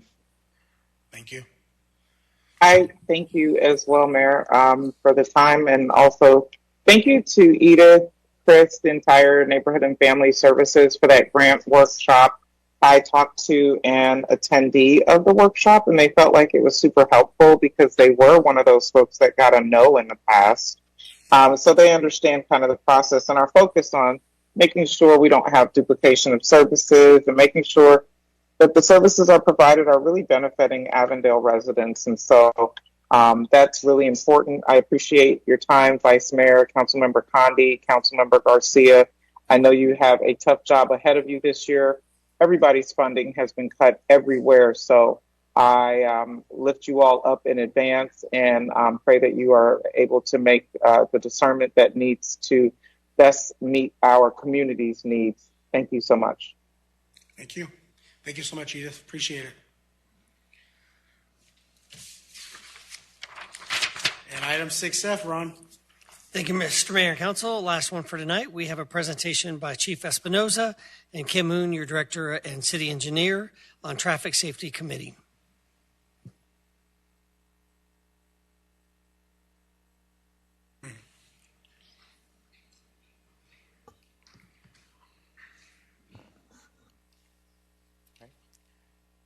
Good evening again, Mayor, Vice Mayor, and Council. Again, thank you for having us. It is my pleasure to be here to present on traffic safety initiatives.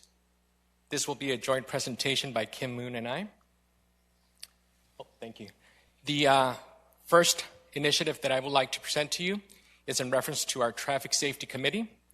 This committee was formed in January of this year, and it was formed in response to your request to continue to improve roadway safety and in conjunction with the elimination of the city's photo radar program. We wanted to make sure that traffic safety remained a priority for all of us. And although the committee is led by traffic engineering and the police department, it is composed of other city departments to include development services, public works, the Office of Public Safety, marketing, finance, and economic development. The mission of the committee is to research and implement strategies to improve safety and the flow of traffic in Avondale while also reducing traffic accidents. During these bi-weekly meetings, I'm sorry, I shouldn't say bi-weekly, it's every other week. So we meet twice a month. We discuss the following objectives. There's 3 objectives. The first one is to identify and address high accident locations. And how we do this is we analyze our crime statistics along with our accident data, and we develop strategies to address those issues, whether it be enforcement by the police department or strategies by traffic engineering. The next objective that we go over at those meetings is we identify and address chronic traffic issues / locations. And what we're talking about here is perhaps you have a location where there's not a lot of accidents.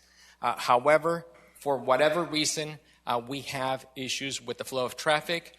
We bring those issues to the committee and we discuss them. When I talk about this item, I think about the location that I think about is the In-N-Out Burger on Dizer Road and I-10. There's not a lot of traffic associated with that business. However, traffic is highly impacted. We see that not only in the afternoons, but on the weekends. In that particular case, we brought that item to the committee. We talked about whether enforcement would be the best approach. And at the end of the day, we decided that we needed to turn it over to traffic engineering, and they're currently working on that item. The third objective is to identify and address current and future construction projects impacting the flow of traffic. And what we're talking about here is if we all need to be on the same page. If, let's say, whether it's traffic engineering or public works is working on a project that is going to impact the flow of traffic, let's say on Avondale Boulevard and Lower Buckeye, we bring that item to the committee. We discuss it to make sure that there's no conflict with, let's say, an event going on at the track. The next strategy I would like to present to you is enforcement by the police department. And if at this time, if I can walk you through the PD process of traffic enforcement, the first thing that we do is we identify problem locations.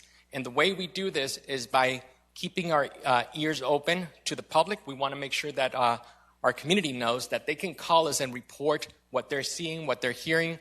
If they have a traffic issue within their neighborhood, or as they commute from back and forth to work, they see something that concerns them as it relates to traffic concerns, we want them to contact us.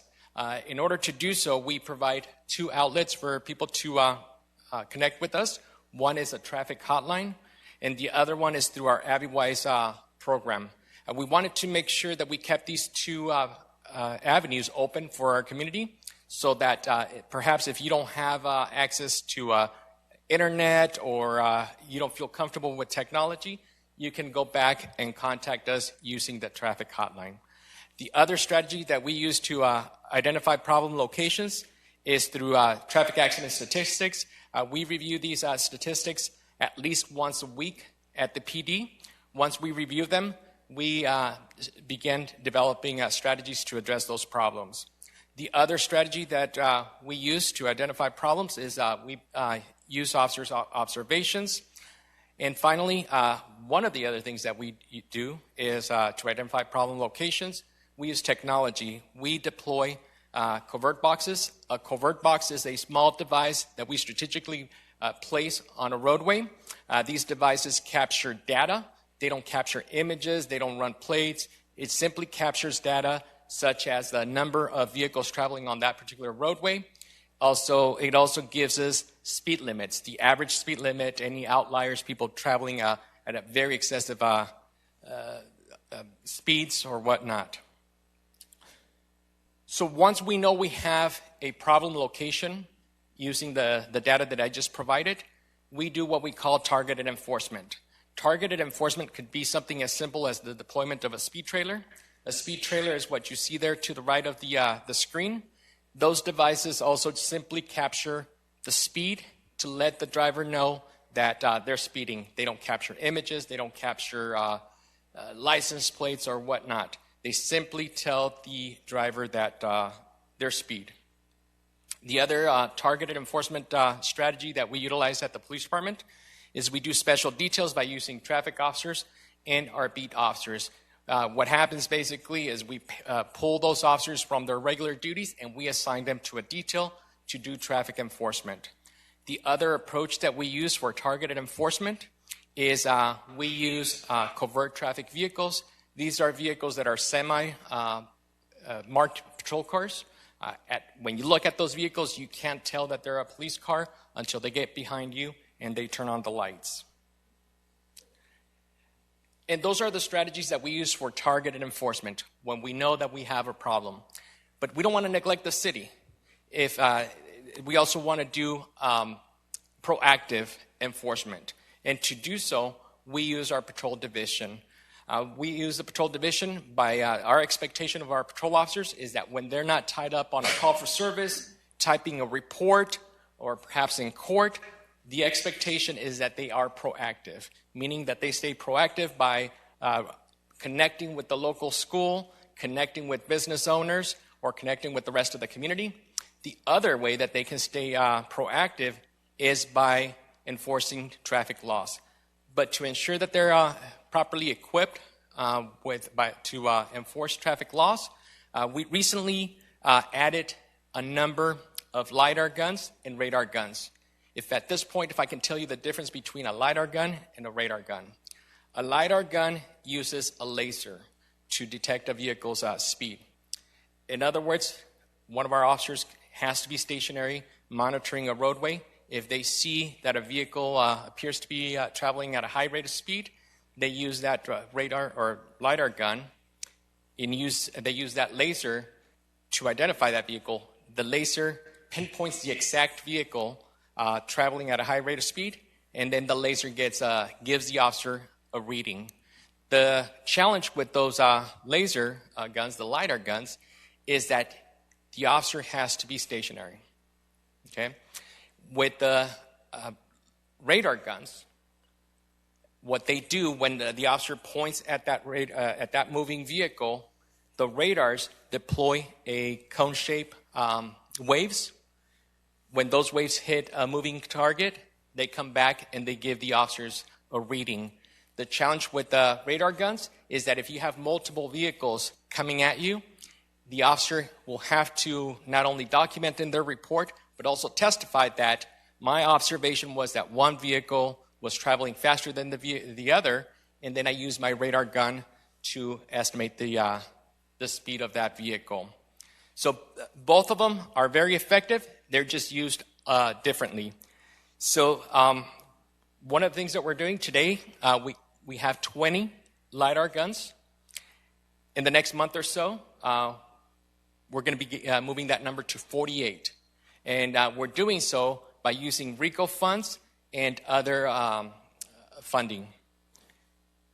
In the case of the radar guns, we're going from 6 radar guns to 21 radar guns. Some of these radar guns that we're purchasing, 15 of them, will be what we call moving radar guns. What happens is you put a device in the front of a patrol car and another one in the back of the patrol car, and as the officers are traveling from point A to point B, they're going to be able to estimate an oncoming vehicle's speed, and then the officer will determine whether they need to do a traffic stop or not. If I can just very quickly thank you for making the take-home vehicle program a reality, because before we had the take-home vehicle program, it was difficult for us to assign the radar guns and the laser guns to our staff. The officers would have to check in with the sergeants at the beginning of their shift, connect with them, and check out one of these devices. At the end of the night, they would have to find the sergeant, turn those devices back over to the sergeant, and call it a night. If the sergeant was tied up on a call for service, it became a challenge for us. With the take-home vehicle program now, we're able to assign those devices on a permanent basis to each one of those officers. So thank you for that. The other strategy for proactive enforcement is we are part of the West Valley Speed and Aggressive Driving Task Force. There's 9 West Valley agencies, and all 9 of us participate in this task force. About a year and a half ago, the 9 chiefs got together and we began talking about the issue with traffic-related accidents and individuals speeding through our cities. This issue is not exclusive to Avondale. It's happening throughout the valley, throughout the West Valley, so we all agreed to be part of this task force. And what happens, once a month, we take turns, whether it's in Avondale, Buckeye, Glendale, any of the 9 West Valley agencies, and all of us will deploy resources to that jurisdiction. The next time that the task force is going to be here in Avondale is May 19th, and then after that, August 3rd. And what's going to happen, we're going to get anywhere between 15 and 20 officers from other jurisdictions that are strictly going to be enforcing traffic laws. The other proactive strategy that we're implementing at the Avondale Police Department is adding 4 additional officers to the traffic unit. These are not new positions. Due to promotions, movement within the PD, due to vacancies, we had additional vacancies. At one point, we had 2 officers and 1 sergeant. Since then, since February 1, we added 4 officers to the unit, going from, again, 1 sergeant, 2 officers, to 1 sergeant and 6 officers. And to show you the impact of adding those 4 officers to the traffic unit, I provided a couple of statistics that I would like to discuss with you. If you look at February 2025, again, when we had 1 sergeant and 2 officers assigned to the traffic unit, the unit conducted a total of 61 traffic stops, compared to February of 2026, when we went from, again, 1 sergeant, 2 officers, to 1 sergeant and 6 officers. We conducted a total of 313 traffic stops. That is a 413 increase. The same goes with the citations. February of 2025, our traffic unit, issued a total of 61 citations compared to February of 2026. The traffic unit issued a total of 275 citations. Now, when you look at 2026, at February of 2026, you'll see that the number of traffic stops was 313 compared to the number of citations, which is 275. They don't add up. The reason they don't add up is because our philosophy, not only of the police department, but the city of Avondale, is that issuing citations is not a revenue maker, is not to punish someone. The purpose of issuing a citation is to curb driver's behavior.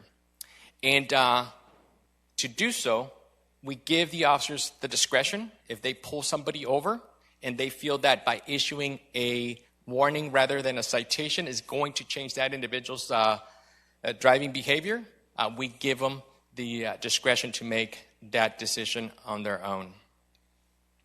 And at this time, I'm going to turn over to Kim. Hi, good evening, Mayor, Vice Mayor, and council members. I'm Kim Moon, Director and City Engineer. And I want to talk a little bit this evening, and thank you, Chief, for that introduction. Engineering and the police department go hand in hand with traffic safety, with the police department doing enforcement activities and the engineering department doing infrastructure improvements. So we do these safety improvements for the traveling public and our residents across the city. We do have some infrastructure we've been working on, and you've seen this in certain areas of the city that include the hawk signals, CIP intersection improvements, buffered bike lanes, traffic signal retiming, safe streets for all, and safe routes to school, which is a few of the programs that we use for infrastructure improvements. Our Traffic Safety Committee evaluated accident data related to causes and locations in order to focus our efforts on the most impact for the Safety Committee.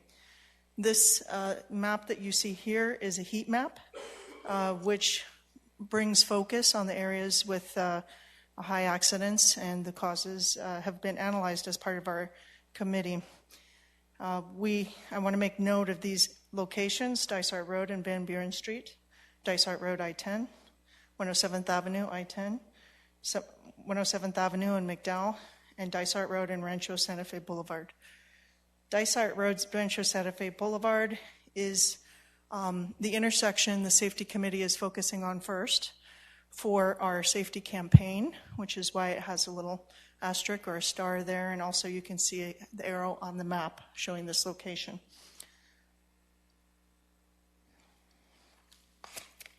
So here's our campaign. Look before you turn. Community outreach is a critical component of our campaign. We have launched the Look Before You Turn campaign. Thank you, Chief. Here's a sample mock-up of the signage that has already gone in at that intersection at Dysart and Rancho Santa Fe. And you also see here on the slides a utility billing insert that shows the location. We've worked closely with Pierre and her team on public outreach. So we're doing media release, social media, rave, billboards, inserts, street signs. We have videos, basically educating, reminding our drivers to slow down, look before you turn, understand how to yield, who has the right of way. And just as simple as that.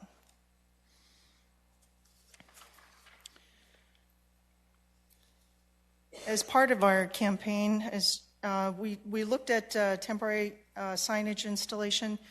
And let me back up a little bit. This sign is not a permanent sign. It's going to be rotated every 6 months in different hot spots across the city. And it's going to be set back from the stop bar so it doesn't conflict with the directional signage that is typical regulation signage.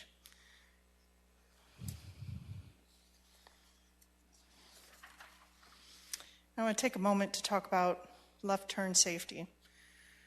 A lot of these accidents are because of left turn movements. It's one of the most common causes of serious crashes at the intersections as identified. We're evaluating those intersections and looking at infrastructure improvement opportunities such as, sometimes you'll hear it called the carrot, where you see like a slight V shape in the left turn lane. And so it gives the driver just enough of an offset from the other driver if you ever catch yourself like trying to look around to get some better sight distance. We can provide that in the way of striping or other types of infrastructure improvements. So that's a type of offset. The idea of a protected left turn, some of our traffic signals with the timing and the traffic signal heads, they have a protected left turn movement, so there is no other conflicting traffic. Not all of our intersections can be that way, but we do have that technique applied at some of our intersections. Again, just in general, addressing sight visibility so you can see and make good judgment before you turn, and a citywide assessment of these locations. You can see up here in the graphic, there's a carrot right there, an example of showing an offset using markings, pavement markings, to offset the drivers so they can see around each other in the oncoming direction. And so just a quick slide to talk about other safety programs that engineering is working on with regards to infrastructure. We did complete a speed limit update, so we are looking at updating some speed limits across the city. We did finish, and I have to brag a little bit about Raj and the traffic engineering team who did some retiming on Dysart, which I understand other cities are jealous of right now. So I'm going to take the win on that one. He did a good job. And we do have in an upcoming council meeting an update on the transportation master plan and update on truck routes. So more to come on those.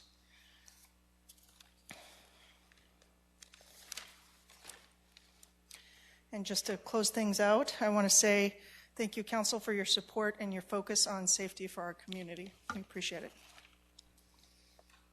Thank you much. Thank you so much, Chief and Kim, for the presentation. Are there any members of council that have any questions or comments? Okay, Councilmember Garcia. Thank you so much for the presentation. This is so great, to be honest, to see what you guys are doing out there, to see the success of it, and then the new At 19, I got in a really bad car accident making a left turn. I should have used the jaws of life, but the reason I mentioned that is because the left turn is so big. So you guys focusing on that is huge, because people don't realize this, but most accidents happen within 5 minutes of your home, because that's when you let your guard down and you're not really paying attention. So having this campaign is going to be wonderful, and then everything you guys are doing at the police department to improve the traffic is so great, especially the officers that are willing to do traffic. As someone who's done it, that's not my favorite thing to do as an officer, but people love it, and I'm glad to see you guys grow in that department. So thank you so much. Councilmember Weiss. Thank you, Mayor. Thank you, Kim. Thank you, Chief. I did have a couple quick questions. It does seem that sometimes people don't know what to do when they get to an intersection. As far as yielding, who has the right of way? Is there anything that we can put in there for education? If you're sending out education that these are coming, is there any education you can give? Mayor, Vice Mayor, Councilmember Weiss, we are doing education utilizing social media, and we're working with the marketing team. So yes, there's going to be more. Awesome. Awesome. And then I saw that it said ADOT on the I-10 and Dysart and I-10 and 107th. Is that up on the freeway where the accidents are occurring, or underneath? Mayor, Vice Mayor, Councilmember Weiss, it's honestly a combination of both. Okay. But we're focusing on the traffic signals, so the ramps on and off I-10 is where we can make the biggest impact. Awesome. And then I had one more thing. The protected left turn lanes. I already mentioned this morning to Ron, one of my favorite intersections is 99th Avenue and Thomas, probably because I drive it back and forth to work. It has a protected left-hand turn lane, but then after it gets about 7 cars through, it turns yellow, and it's a flashing yellow. So you're not just stuck at a red arrow. And I have to tell you, they move a lot of traffic through there. So I'd love to see more of those in the city if they're appropriate, but I would love to see more of that. Yeah, absolutely. We can look at that. Thank you. Any council members online or by phone who have any questions or comments? I just wanted to thank Chief and Kim for their efforts, Chief, and the police department for everything you guys do to, and not only just educate the public, but we often talk about how, we put the message out there, and I think you guys do a really wonderful job with your social media presence and getting it out there and making young folks engaged and making, folks of all ages engaged in that. And this type of campaign is really good. It was nice to see all the interaction with Benny's, like a well-known rock star in the community, and him leading the charge with this campaign and explaining it. The comments were really nice to see, that he's there, that he's like not only just talking about the campaign, but they see him as an icon for safety, and everything that you guys do to put that out there sets us apart from other cities. So thank you for everything that you guys are doing, Kim, engineering, and Raj, because we should brag about our people, that our police and our traffic is way better than others. Thank you. Councilmember White. Thank you so much, Mayor. Thank you, Kim. Thank you, Memo, for the presentation. I really appreciate the coordination, especially from the perspective of what we took away from the picture. I think when we plan ahead for safe streets, Kim, your team has done a great job getting funding and getting grant funding. And so I also know, Chief, you've done a wonderful job in finding aspects where the police can get outfitted with all the things that they need. I know that we do have a perspective of we shouldn't use public safety as a source of income, but what we have to do is we have to find a way, if we're not going to use public safety as a source of income, to continue to cut back on expenses. And if we have safer roads, we have less incidents, and we don't have to use as much human power to go in and do the work and report on those incidents after they've happened. So it is a strategy to cut down expenses by increasing safety. I hope that we won't tag any efforts that we have that might make us money in public safety as negative, because we are in need of revenue. and we are in need of safe streets, and we are in need of a community that's connected and can commute, because that is what the keys to workforce development and really all of those things that we want to see happen to make lives better in Avondale. I appreciate all of the work that you're doing. I'm very proud to represent you in transit and every other space. This is exactly where we need to be going. Thank you so much. For myself, I'll make it quick. Many council members already said much of what I wanted to say, including the yellow flashing light. I don't know if that's an additional expense. I don't know, how easy it is to transition to that. But I too noticed that when you have the flashing yellow light, that the queuing is cut down because more people are able to go. And then, Chief, just one last quick comment in regards to the empowerment that you give your officers out there in regards to education versus citation, and providing them the opportunity to navigate that on a case-by-case basis. I think that's wonderful that you give them that you empower them to do that out on the road. And that's it. There's no other questions or comments. Thank you for the presentation. We appreciate Kim. And in addition, Councilmember White said something key that I think is true, and that is coordination, and just how well your departments work together to make Avondale's roads safer for all. So thank you. Appreciate it. Thank you. Thank you. Thank you. Okay, summary of current events. Is there any council members who wish to share? Councilmember Solorio, Councilmember White, do you have anything to share? I don't. Okay. Anybody else? Councilmember Garcia? I got to attend the Olafria Gala this weekend, and it was just so wonderful to see the community come together and support my alma mater. I love being an owl, but they do so much for the community. So thank you to those who hosted it and those who participated in going.